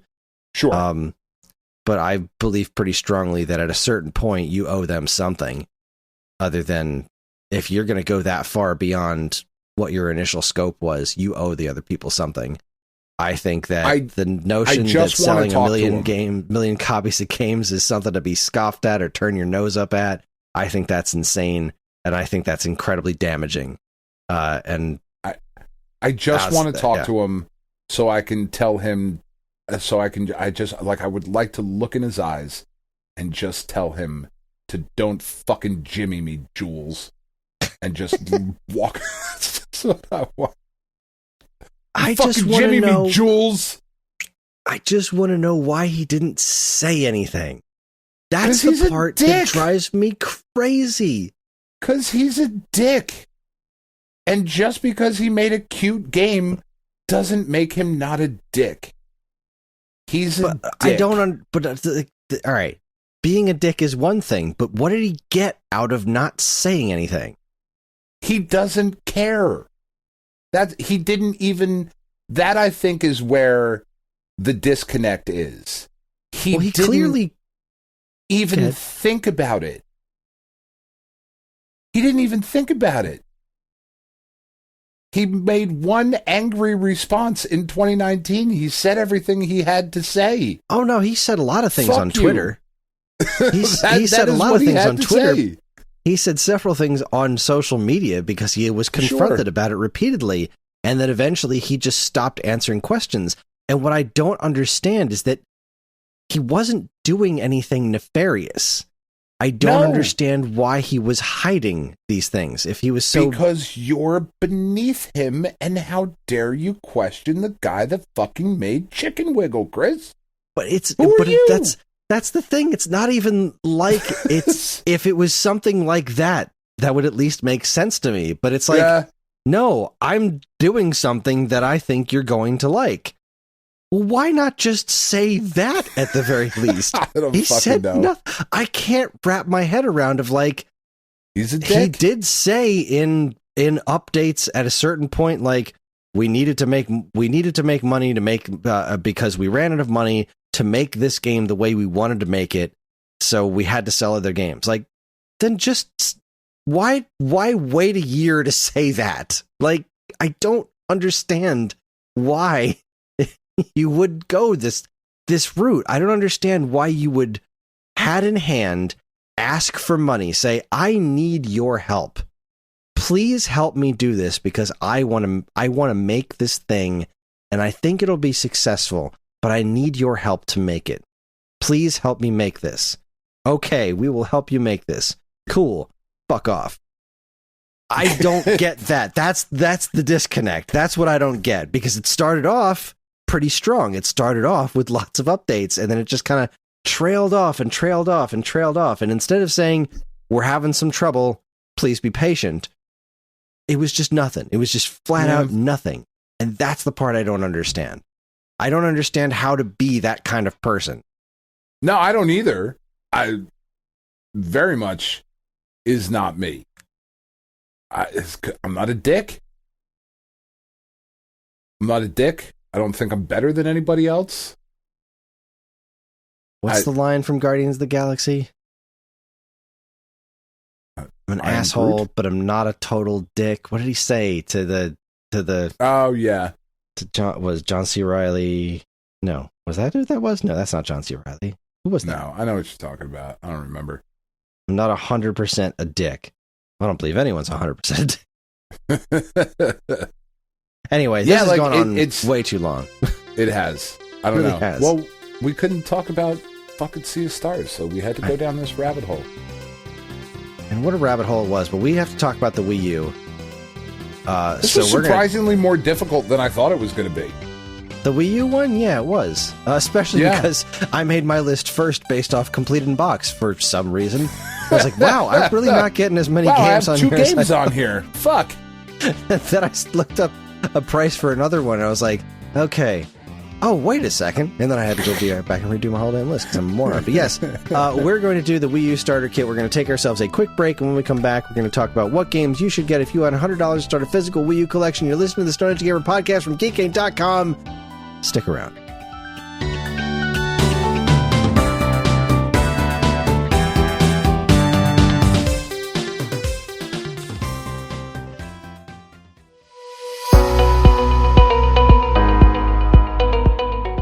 Hi everyone, Kris here. Podcast listening is free, but podcast creation is not. That's why the Geekade Patreon exists.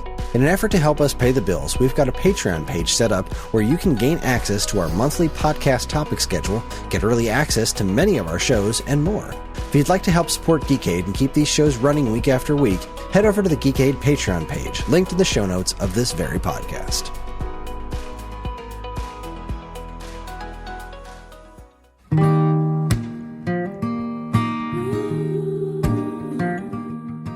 We are Safe at Home, the leading dog rescue in the heart of New Jersey. Are you searching for a loyal companion, a dog that will bring love and joy to your home? Look no further than Safe at Home. At Safe at Home, we believe in giving every dog a second chance. We rescue, rehabilitate, and find loving forever homes for dogs in need, right here in the Garden State. Our dogs are ready to make a lasting impact on your life. Each one has a unique story, a wagging tail, and an incredible capacity for love.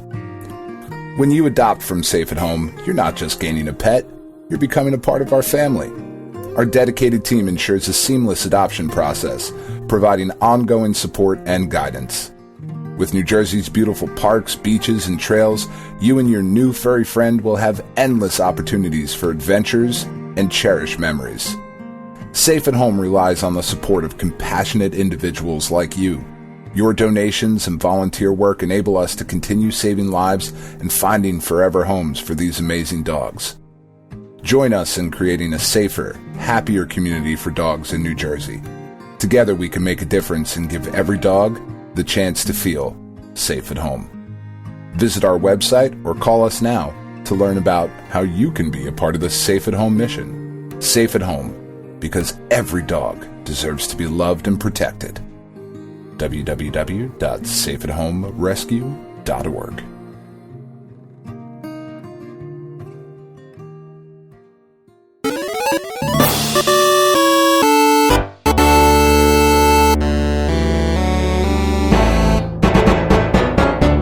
Okay, we are back, and we're going to talk about the Wii U Starter Kit. We do this every month. We take a different platform. If you had $100 to start a physical collection on one of these platforms, which games should you buy?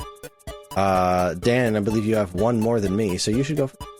I will, and I do think I was pleasantly surprised going through this list. This being a Nintendo system, and one that did not sell nearly as well as they were obviously hoping.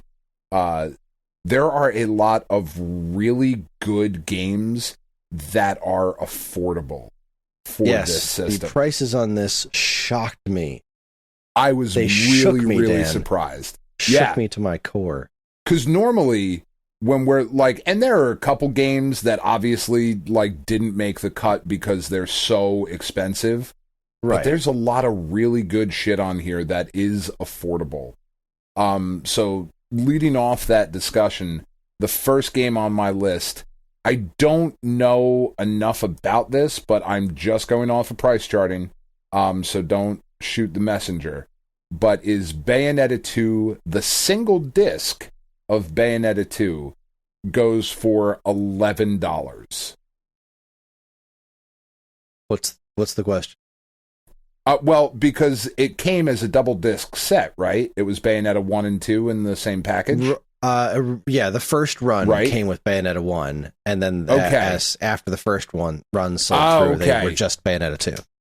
Okay, I did not know that. All right, so, because like Bayonetta 2, and this got me down, my list is 9 games, it's $100 even, because Bayonetta 2, that also includes Bayonetta 1, is like $15 or something like that, or $16.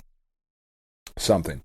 But Bayonetta 2 is a wonderfully absurd fucking action game. It's just weird and crazy, and I love that Nintendo looked at it and they were like, yeah, that's something we're into. Let's do that. Let's throw some money behind that. Yeah, this is just our kind of weird. Hair and the heels and the tight leather. Yeah. Demons, fuck it. All in. Bayonetta 2 is great. It's a crazy action game. Absolutely worth $11. Yeah, that didn't quite make my list, but it was on the maybe pile. The only reason I ran into this trouble a lot with making the list of like, all right, what games really define the Wii U as a platform? Right. And like when Bayonetta 2 exists on the Switch, right, to the degree that it did, it was like I waffled back and forth on it because I have a couple of games that don't necessarily adhere to that just because I like them as much as I did. But yeah, Bayonetta 2 is a really, really good call. You said what was it, $11? What'd you say? $11? Yeah. Yeah, that's so well worth $11. I suppose I could put... No, I can't make myself do that. There's a game on here that I'm looking at like, I should probably put that one instead of this one, but I have my reasons. But no, Bayonetta 2 is wonderful. I loved Bayonetta 2. I played through 1 and 2 on Switch, actually. I wound up playing through them there. But I did get them on the Wii U as well. I'm realizing now that I totally forgot Bayonetta 3 came out, and I never played it. I should probably get around to doing that. At some point, throw it on the backlog pile. Exactly. I'm just surprised I didn't buy it and throw it on my shelf. Like, it seems like the kind of thing I'd do, and I don't know. That seems... Is that growth for you? Is that maybe? Is that what we're experiencing? Possibly. I may have looked at that game and said, I want to play this, but I don't have time for it right now, so I'm going to not spend the money on it. Like, maybe that is growth. We've had a breakthrough. It's only taken almost 500 episodes, but I've finally gotten through to you, Kris. That's good. I'm glad. Yeah, Bayonetta. Oh my god, yeah. Bayonetta 2 is a fantastic choice. Yeah, Bayonetta is great. Still one of the strangest choices for Smash Brothers I've ever seen in my life, but... Oh, for sure. But awesome. but awesome. Yeah. Well, my first pick for the low price of $10 and worth every goddamn penny is Captain Toad's Treasure Tracker. That is next on my list. Awesome. Captain Toad is a phenomenal game, and the Wii U version is... I don't know that I want to say it's fully superior. But it was designed with the second screen. Yeah, it was. It was designed with the second screen in mind. It really does work very well. I do think it works better on Wii U. I think the unique levels in Switch are better than the unique levels in Wii U, if I'm remembering correctly. Because it's still a great game on Switch. I just think it's a little... It's different on Wii U. And different enough to really warrant playing it both ways. And it's just a fantastic game. Captain Toad Treasure Tracker, $10. Catch it. Yeah, it's really... I do like... As much as I dislike Super Mario Brothers, the game, I do appreciate the kind of niche... style that they've gone in with the spin-offs, right? The Peach games, like more specifically this one that is coming up, is very, very different than the Donkey Kong games, which are very, very different than Luigi's Mansion, which is very, very different than Captain Toad. They didn't just now Toad's in a platformer. Yeah, they made a totally unique kind of game. A totally unique thing that takes advantage of the strength of the character, of the sensibilities of the character. I really like Toad and always have. Treasure Tracker, I think, is really cool. It also kind of gave me the vibe back in the day of this is kind of what I wanted Fez to be. That weird 3D kind of Fez. You know what? This is kind of the level of joy, because Captain Toad is a very joyful game, I think. You know, it's a whimsical kind of thing. That I felt like, I don't know. I don't know why I'm comparing it to... I mean, I do know why I'm comparing it to Fez, but, I felt because it's about manipulating your environment and stuff. Yeah, that makes sense. That kind of, whimsy and joy, I thought, is what I was going to get with Fez, and Fez kind of sucks. Fez makes me sad. I really wanted to love Fez, and I really did, too. At best, kind of liked it, and I never finished it, because I just wasn't really into it enough. I just didn't care. Whereas Captain Toad... Fuck yeah. Next game on my list for $10, I imagine is also on your list, and that is Donkey Kong Tropical Freeze. Yes, Donkey Kong Tropical $10? Chilliness. Oh, Come on, man. Absolutely. It is a phenomenal game. It is superior. The Switch version Switch. is better, of course, but that's $60 or $50, whatever the fuck it is. It's and not $10.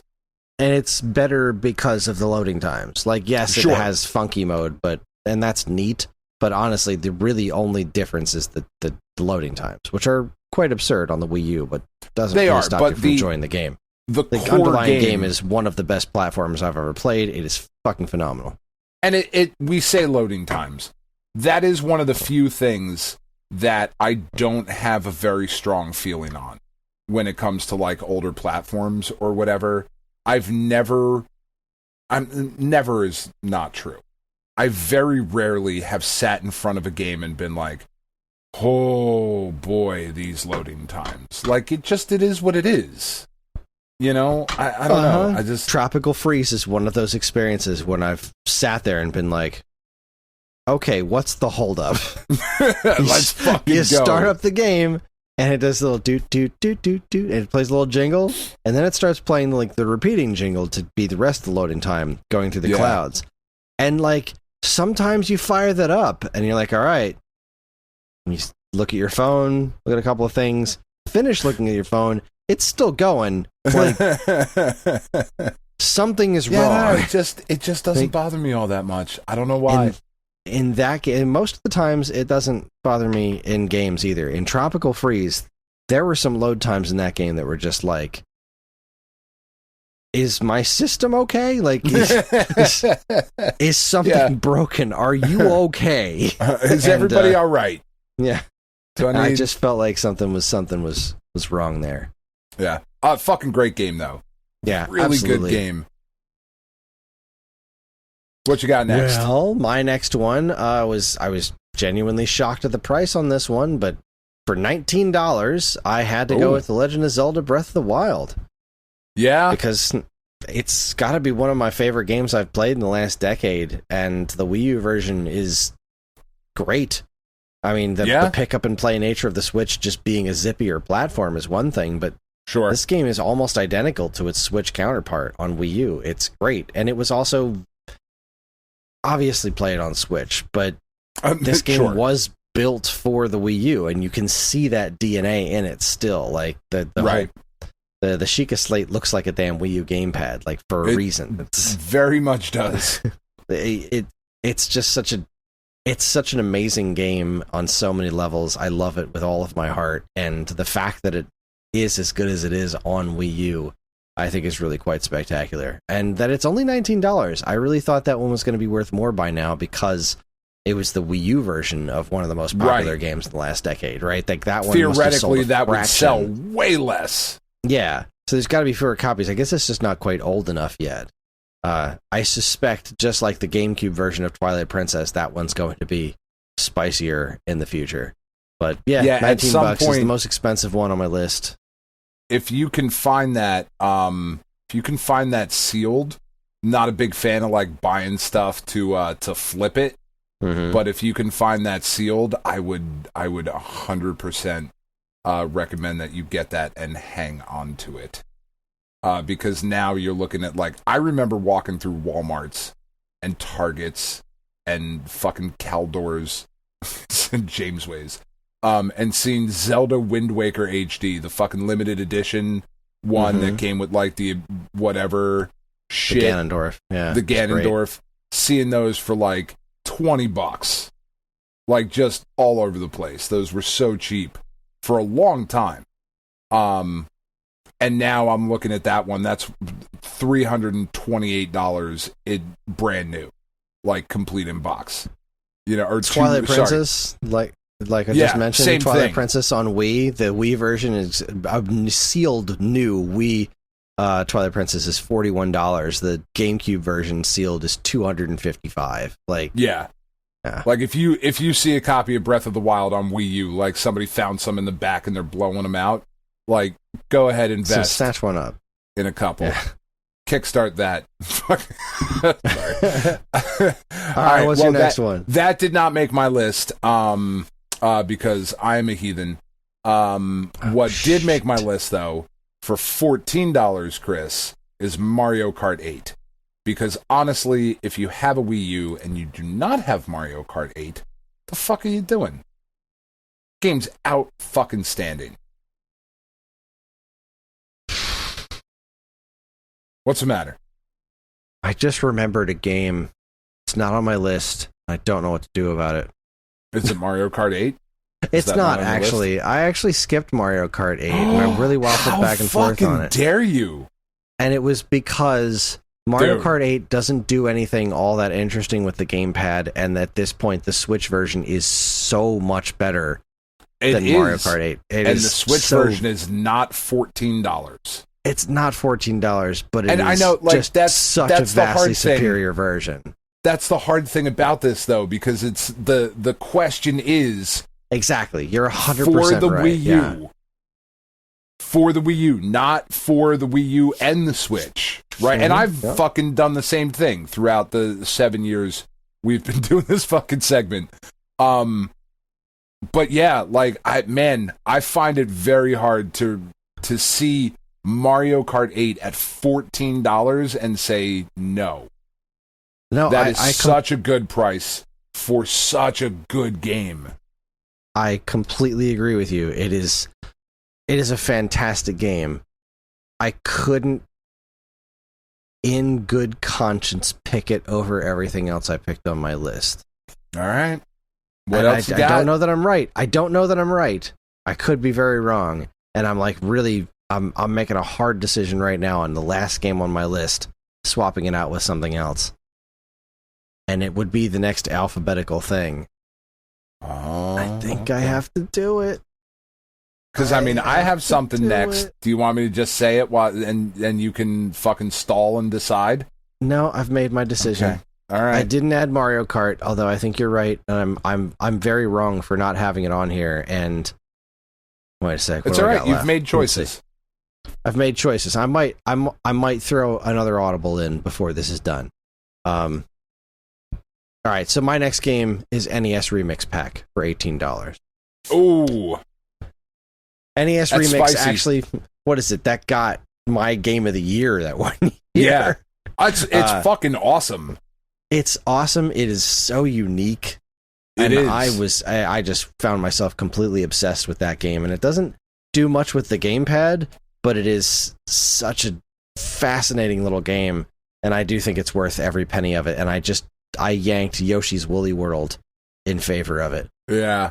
Yoshi's Woolly World, I think, is a wonderful game. I agree with that. Yeah. Yoshi's Woolly World is on my just miss pile, as is NES Remix, because I do think you are correct that it is a phenomenal little game.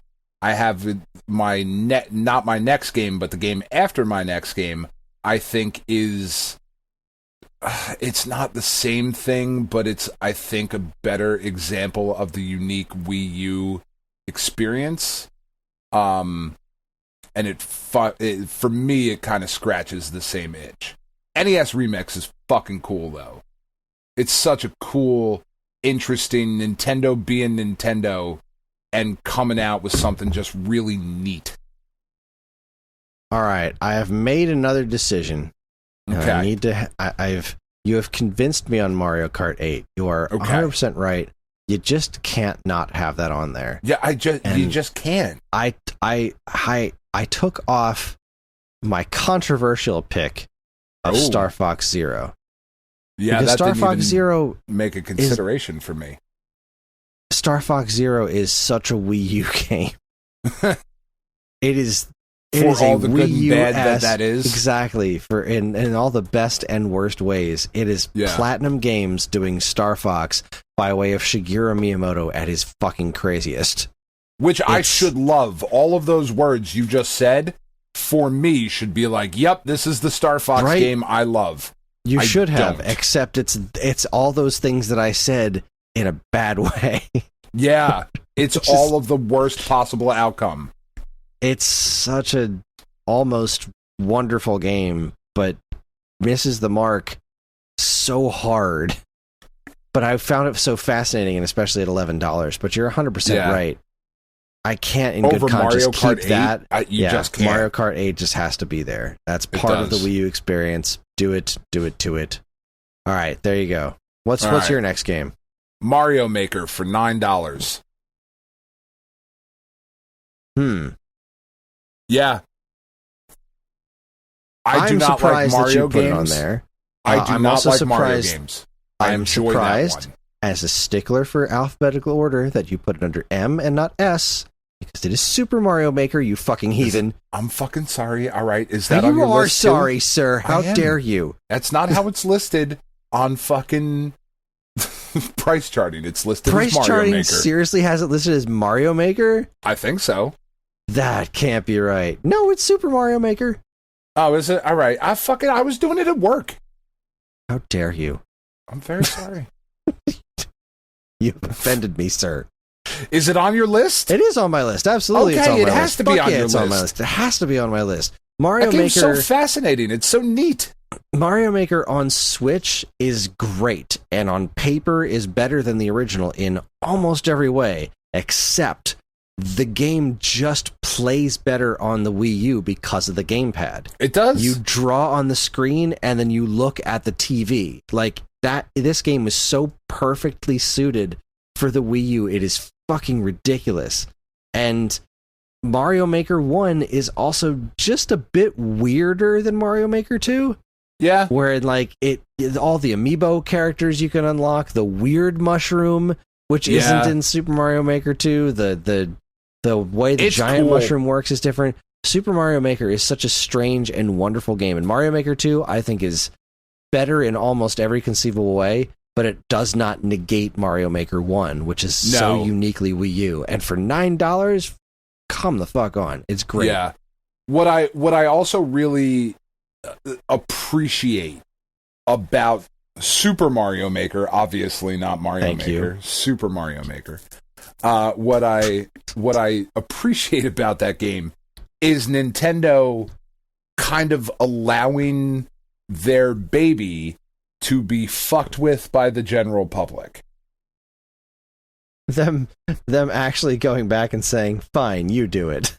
Yeah, but in a really fun way, and giving people access to express their creativity. Like Super Mario Maker is everything I wanted Little Big Planet to be.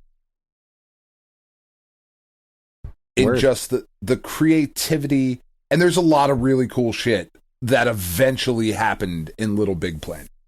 There's a lot of really interesting stuff.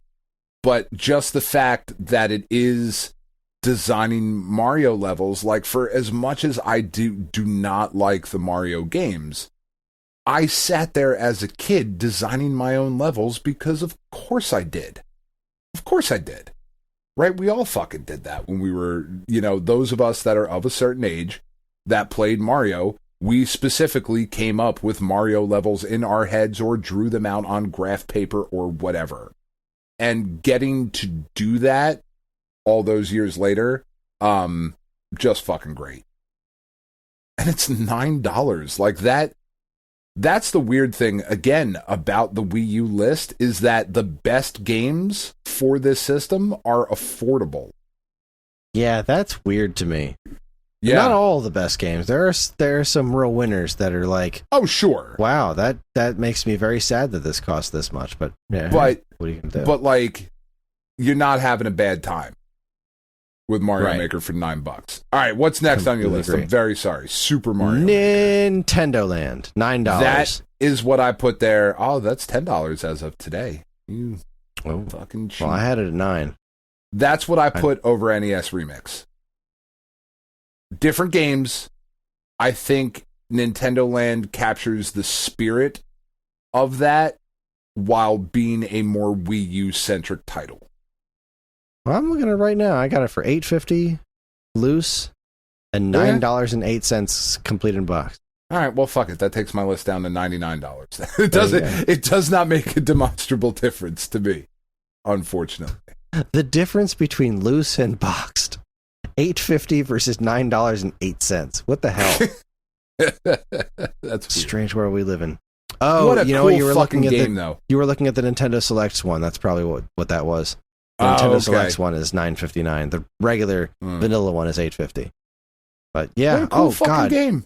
It is the Wii U game. We still play that semi-regularly in this house. It's fucking fun. We just played it last week. We played the Find the Asshole and Luigi's Mansion. Yeah, Catch the Asshole and Luigi's Mansion. They're great. It still just comes up. It is a great game. They're great. It's one of those things, unfortunately, I think where Nintendo kind of shot themselves in the foot, similarly to how I felt anyway about the 64, of like the best game on the system is like the first game out. Yeah. Except nobody cared. Mario 64 was like, everyone bought that and was like, well, I'm not going to top downhill this. From here. And the Wii U was the complete opposite. Everyone looked at Nintendo Land and said, yeah, I don't think so. Except if you played it. Right? Then if you were played hooked. It's fucking great, but when you look at it from the outside, it's got such a shit presentation, like on the outside with like the generic the carnival looking thing, but like, man, once you get in there and you see all the things, but like the marketing looks like shovelware. When you actually get in there and you see the theme park and all the things made of like Lego looking things, so that it looks like you're playing a Metroid theme park ride, like crades made of like all these towers and stuff. Like it's so cool. Neat, but like, man, they dropped the ball in marketing that game. It's so good. They really did, and it's such a love letter to Nintendo itself. Like, it's very masturbatory in that respect of like, look how fucking great we are. This is fucking awesome. We did. It's got all these weird pulls, like Takamaro's Castle and like F-Zero is in there, like, and that Donkey Kong thing is so good. Like, it's got shit to do with Donkey Kong at all, but it's still really fucking fun. Oh my god, Nintendo Land is so good. Yeah, I couldn't, for my list, I could not justify Nintendo Land at 10 or 9 or whatever, and NES Remix. And again, I'm not saying that they are the same game even a little bit. But for me, they kind of scratch that same itch. They fill that same hole in the Wii U library. Yeah, you're bending your Wii over, right? You're bending it over, and you got holes to fill, and you know which one to fill with these things. This is going in that hole. The other holes, just not ready to do anything with it yet. You just look at it and say, "I'm not going in there. Not today. Not yet. Not today, Satan." Because she said no. Not because I don't want to. The Wii U doesn't want you to. Like, that is a different port. You don't put things in that one. It's not for discs. Certainly not without dinner and drinks. Next game on my list. God, my kids are going to listen to this podcast one day. Yeah, but you'll be dead by then. I don't think so. They're 14. They're getting close to being like, all right, we're gonna make our way through Dad's bullshit. Yeah, but if they start now, by the time they get to 500 episodes in, 7 years later, if they just listened to one a week like it came out. Oh, man, that's weird. We are leaving a legacy, Kris. We are. Next game on my list, $15, Pikmin 3. Again, I feel strongly about this the way that I did about Mario Kart. Pikmin 3 is just delightful and wonderful and clever, and all of it is, I feel like Pikmin is Nintendo boiled down to its essence.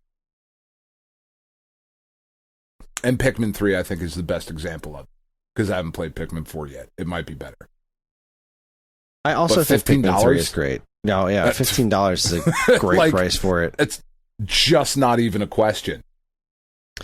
It did not make my list. That is wild. Well, Breath of the Wild. Still.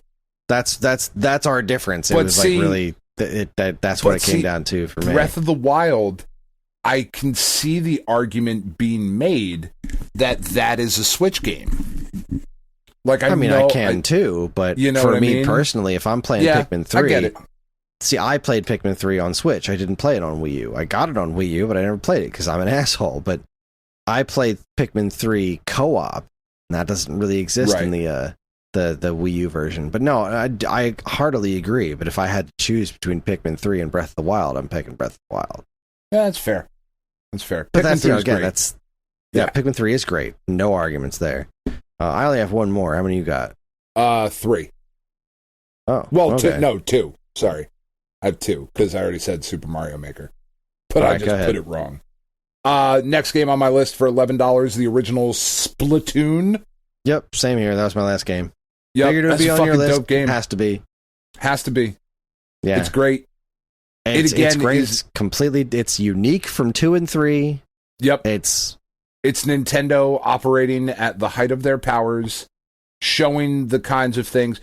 That's one of the shit things about the legacy of the Wii U, is that there are a lot of games on the Wii U that have later found success on Switch and whatever, but were Nintendo just showing why they are the standard, right? Like, even if they're not the number one selling console every generation or any generation recently or whatever, I would still argue that they're still the standard. Because they can take the concept of okay, first-person shooters are the most popular thing in the world. Call of Duty is just a juggernaut that we can slap a bunch of superlatives onto the end of it and release basically the same game every year and sell 1.5 billion copies. So how do we make a first-person shooter for us? And then comes Splatoon, and you're like, okay, awesome. I got it. I see what you're doing there, Nintendo. Fucking great. Keep it up, you crazy bitches. Yeah, and even if, years from now, you decide to get this game, and you feel like you're going to be missing out on most of what made this game special by not having the online component, you're partially right, because the online component is a big deal. But this game's single-player campaign fucking rules. It does. It really does. There's some fucking lore in Splatoon. If you're a lore person, dive in. There's definitely some ridiculous lore, but there's also just ridiculous design. This game is it's just really good. Yeah. It is a wonderful, wonderful game, and everyone should play it. It's a really all right. So what's your last game? What else you got on this list? Last one, $10. Super Smash Brothers Wii U. Really? Yeah. I didn't throw it on there. It is a great game, but it didn't really top anything else on my list. It's great for what it is. I'm not the biggest Smash Brothers fan in the world.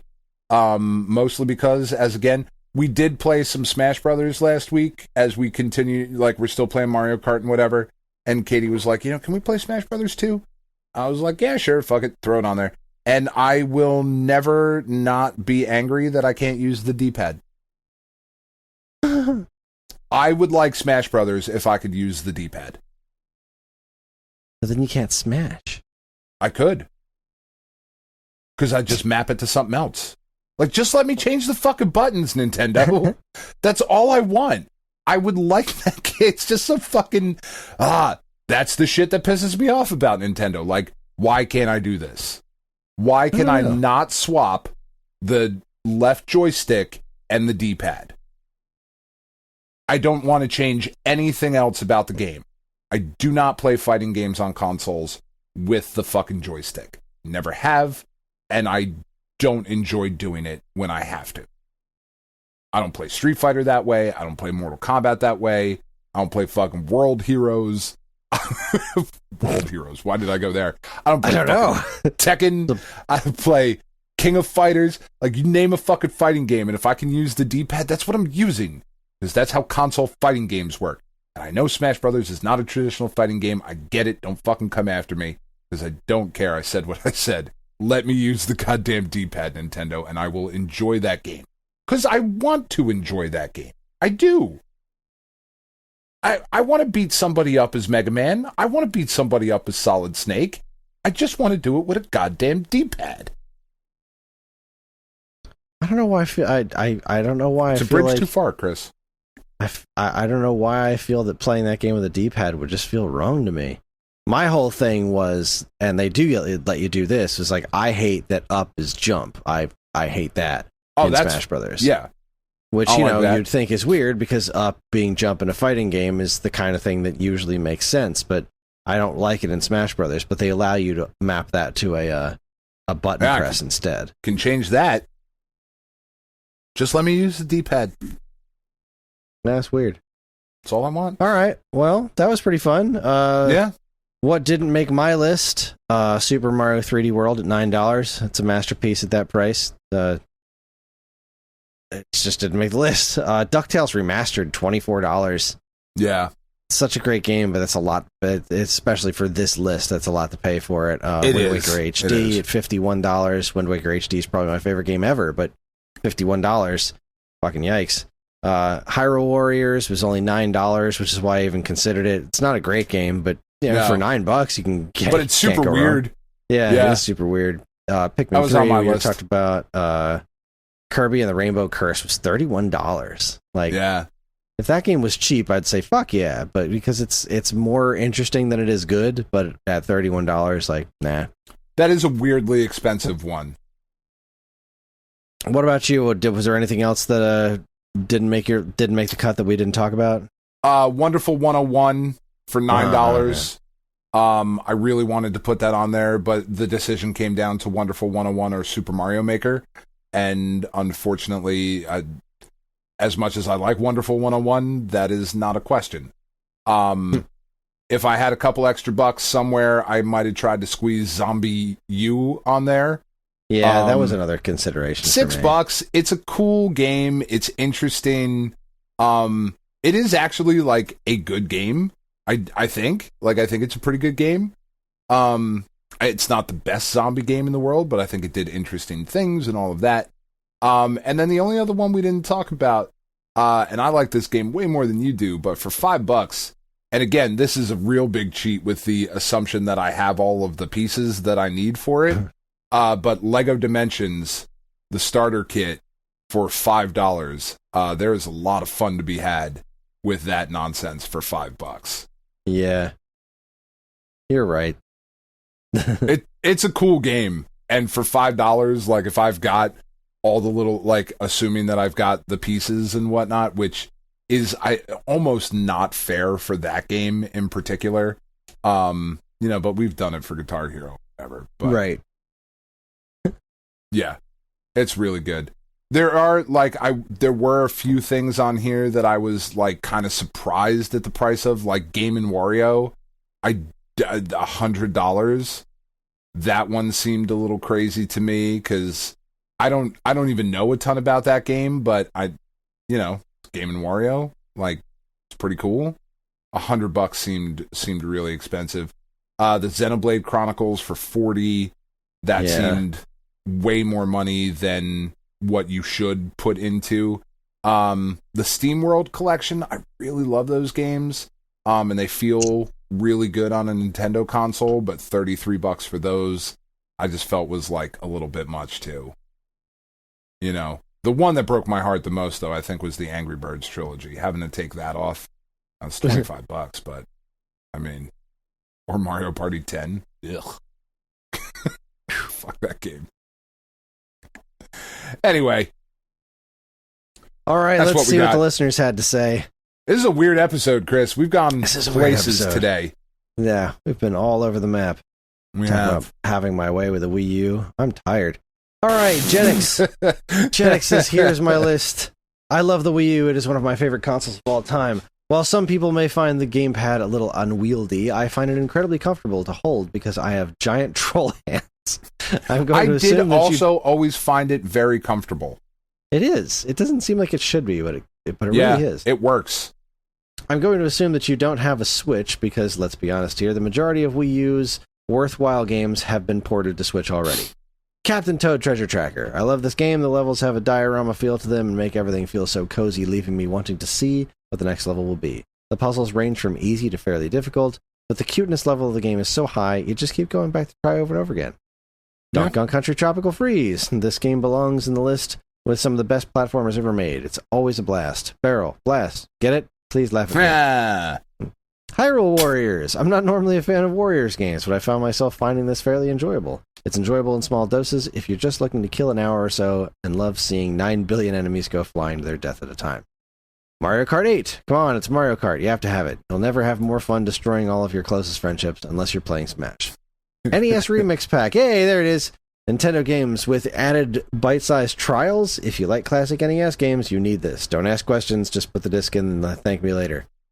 Nintendo Land. Packed in with the launch consoles, this minigame compilation does a lot to show off what the gamepad can do, which leads to a lot of minigames feeling tech demo-y. That being said, you spend $9.59 on Donkey Kong Crash Course alone. I love this minigame. It's true. Mario 3D World. This might be my favorite Mario game. They're freaking cats. It's perfect time. Oh, boo. Yoshi's Woolly World. The 3DS version might add the Poochie levels and some other stuff, but this game needs to be played on a TV screen. It's legit gorgeous. 100% agree on Yoshi's Woolly World. The Poochie stuff was interesting on the 3DS game, but that game's visuals took such a hit, and this game needs to be in high definition. It's just amazing. The cuts were Xenoblade Chronicles X. This hurts me so much. It's probably my second favorite Xenoblade game, and it's available only on Wii U, but $40? Come on, man. Smash Brothers. I know this is probably blasphemous, but I don't particularly care for Smash, no matter how much I've tried. Game & Wario, $100 because you can't play with the D-pad. That must be it. I love this game, but it's not as good as other WarioWare-style games, and it's too damn expensive. Breath of the Wild. I know I'm breaking my rule that I set out to make this list with at the beginning about Switch ports, and I know this game began development for the Wii U, but this game feels completely like a Switch game to me. That's the only reason it got cut. Now, take a look at this entire list and realize that there isn't a single third-party game on it, including the cuts. This is why the console failed. I wish third parties could have done a bit more with it. Yes, there's a few decent titles out there, but it's mostly just mountains of garbage. If you can make a mountain out of less than 200 official releases, this was a dark time for Nintendo, but man, I do love this piece of hardware. Yep. Yeah. No lies detected. Nope. Let's see. Trashman. The best looking Wii U game came with the best Wii U game. The best looking Wii U came with the best Wii U game on it, so you already have Zelda. Why the fuck is Wheel of Fortune $40? Little sad. Little sad this is ending. I missed my chance to do the earlier starter kits. Alright. Sonic and All-Star Racing Transformed for $12. Yes, this may not have the same polish that Nintendo gave Mario Kart 8, but it's still a damn fun racing game with a really wacky cast from the entirety of Sega's history. There's a good variety of modes and characters to unlock, and the power-ups are well balanced. A huge improvement over its predecessor made by the same people who did the new Outrun titles. Pikmin 3, Nintendo Selects, for $15. While I don't like this one as much as Pikmin 2, it's still an excellent game. It also has a leg up on the first two titles in regards to visuals, and it gave you an additional commander as well. Yoshi's Woolly World, Feel Fuzzy, Get Clingy. This game is like a slow burn platformer that won't rush you. While playing, you'll find beautiful environments, imaginative level design, all crocheted and sewed together, and are encouraged to explore every bit of it. Wonderful 101. Wonderful 101, whatever Dan said. Yeah, you're not wrong. Game's fucking dope. Captain Toad Treasure Tracker, the red-haired The redheaded stepchild of the Mario universe finally gets another game after 20 years. DuckTales Remastered, whatever Kris said. Which is also funny because that one didn't make my list. Great game, though. Fucking great. Donkey Kong Country Tropical Freeze. The fifth and final installment in the Donkey Kong Country universe. Direct sequel to Donkey Kong Country Returns. They ported this to Switch in 2018, and strangely, its predecessor got ported the next year to the NVIDIA Shield in China. What the fuck, Nintendo? Of course it did. Various cuts. Mario Kart 8, Breath of the Wild, Pokken Tournament, go for the Switch version. Tank, loses a lot of appeal after an hour or two. And Super Mario Maker. The best part of this game was playing other people's maps, which sadly you no longer can. Snasm said Xenoblade X, Woolly World, and Wind Waker. That's it. That's the list. Okay. Fair. Chronodin. I really do love the Wii U. I was just playing Woolly World with my son the other day, and damn does this system still look great when things are done right. Despite a lot of these having superior versions on Switch, I'm making my list based solely on this particular console. Assassin's Creed 3 for $5.67. I'm going in alphabetical order here, but I'm going to level with you. I couldn't give two Yoshi eggs about the Assassin's Creed games, but a lot of people love it, and it's $5, and that's just about what I had left. So have at it. Fair. Okay, Tropical I feel better. Freeze. Yeah, I was there a you little go. concerned there for a minute. Tropical Freeze. I really need to spend more time with this game, but it's great. As it's been discussed, calling it Tropical Freeze is probably the main reason it didn't get more of attention. Hyrule Warriors. This game is ridiculous, but it's actually a lot of fun. Very much worth $8. Mario Kart 8. How can you own a Wii U and not own this game? Granted, it's much better on Switch now, and despite everybody already owning it, the Switch version continues to sell like gangbusters. It's kind of a requirement, though. Mario 3D World. One of the best Mario games, and certainly one of the best games on the system. A steal at $8. Mario Maker. This is such a cool concept and works well on the Wii U with the gamepad. Still waiting on my Zelda Maker, though. Get with it, Big N. Yeah, for Smash real. Brothers. I love this series, and don't play it much now because I've pretty much played it to death, but it's tons of fun on single or multiplayer, and the Wii U version is great. Wonderful 101. So I had new Super Mario Brothers U plus New Super Luigi U. That title is Square Enix levels of stupid. On here for $15, but that game is just okay to me, so I cut it in favor of the last game on my list, Wonderful 101, which is neat. Breath of the Wild. Granted, I played this on Switch, but it's one of the biggest games of all time. If you have a Wii U and not a Switch, you have to get this one. You just gotta. Zombie U. Honestly, I've never played this, but it's always seemed like such an iconic Wii U game, and at $6.13, I kind of think I'm going to pick it up soon just to experience it.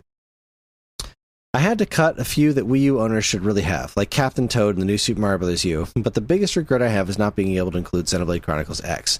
As Genix mentioned, though, $40 is a big old chunk of change when you only have 100. It's worth it, but if you lose a lot of other games on the list, I still maintain that there's going to be a remaster of this on Switch's successor, maybe as a launch title. That's my prediction, and I'm sticking with it. It is a gorgeous game, even to this day, and a remaster would look absolutely incredible and be a great showcase for the new system. And it looks like we have two more lists. Goodness gracious, you guys keep me up. Alright, this one at least doesn't have any descriptions.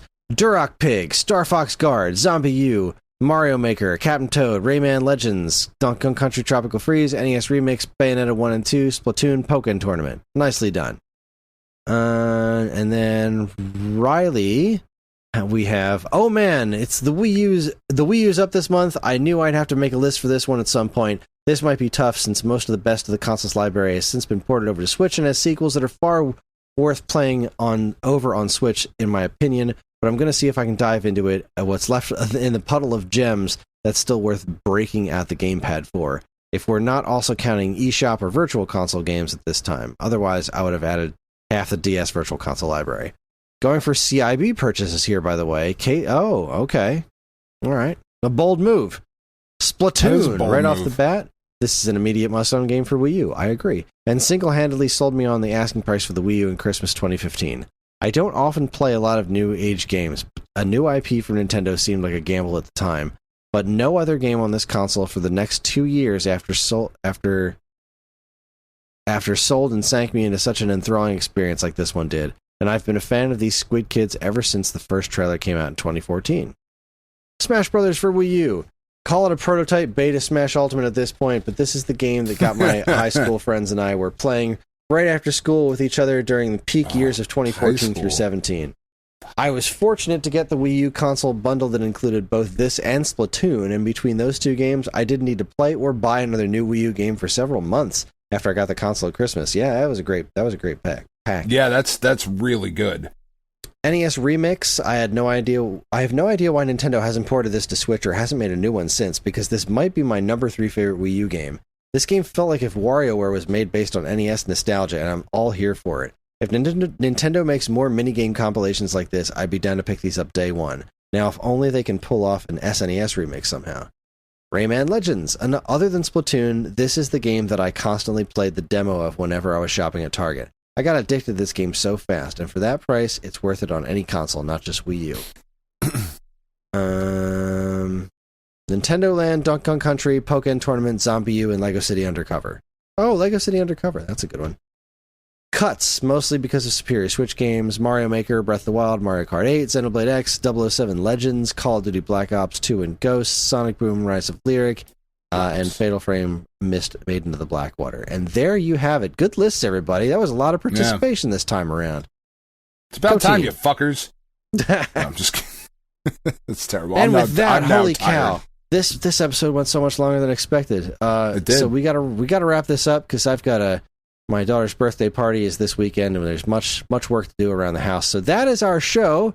Join us next week. Again, I have to point this out, Chris, as I do every year around this time. It is your daughter's birthday on Sunday, and it is my birthday on Monday. And again, we are not having a joint party. Yet again, another opportunity missed. So one of these days, she's having a science-themed party. Oh my God! I know how she hates I want to have science. a science-themed party. Karen's got there's an ice cream sundae, make your own ice cream sundae where she put all the toppings in like test tubes. I'll fucking say less. I'm on the way. Come on over. You're welcome. Parties on Sunday. I'm just saying, Chris. It's another opportunity squandered. You didn't even fucking remember. It's fine. That is our show. Join us next week. I'm very excited about this. This was Dan's idea. Join us next week when we'll be kicking off a special ranking series for October. Since I am going to clearly need more time for A Hat in Time, we're delaying that until November, and instead we're going to be ranking every Mortal Kombat character. That's right. Every fucking one of them. I'm so excited about this because it kind of like melted my head. It was like, we really missed doing the ranking episodes. They're great. And I just keep thinking like, but what other game series can we rank? And then you bust out Mortal Kombat characters. I'm like, fuck, we don't just have to rank. We don't just need to rank games. We could rank anything. We could rank fucking ice levels, which is not a thing I want to do, but we could. Could rank wall meat in Castlevania games. Oh, I love wall meat. Who doesn't? Good times. Man, I'm so sad that we don't have drops on this show. That's the only thing I feel like we're missing is like morning zoo style producers to pop in and like 2 weeks from now just be like, hit the button that says I love wall meat. Anyway. You know what? Well, we'll see if we can find it in the budget for next year. Oh, okay, good.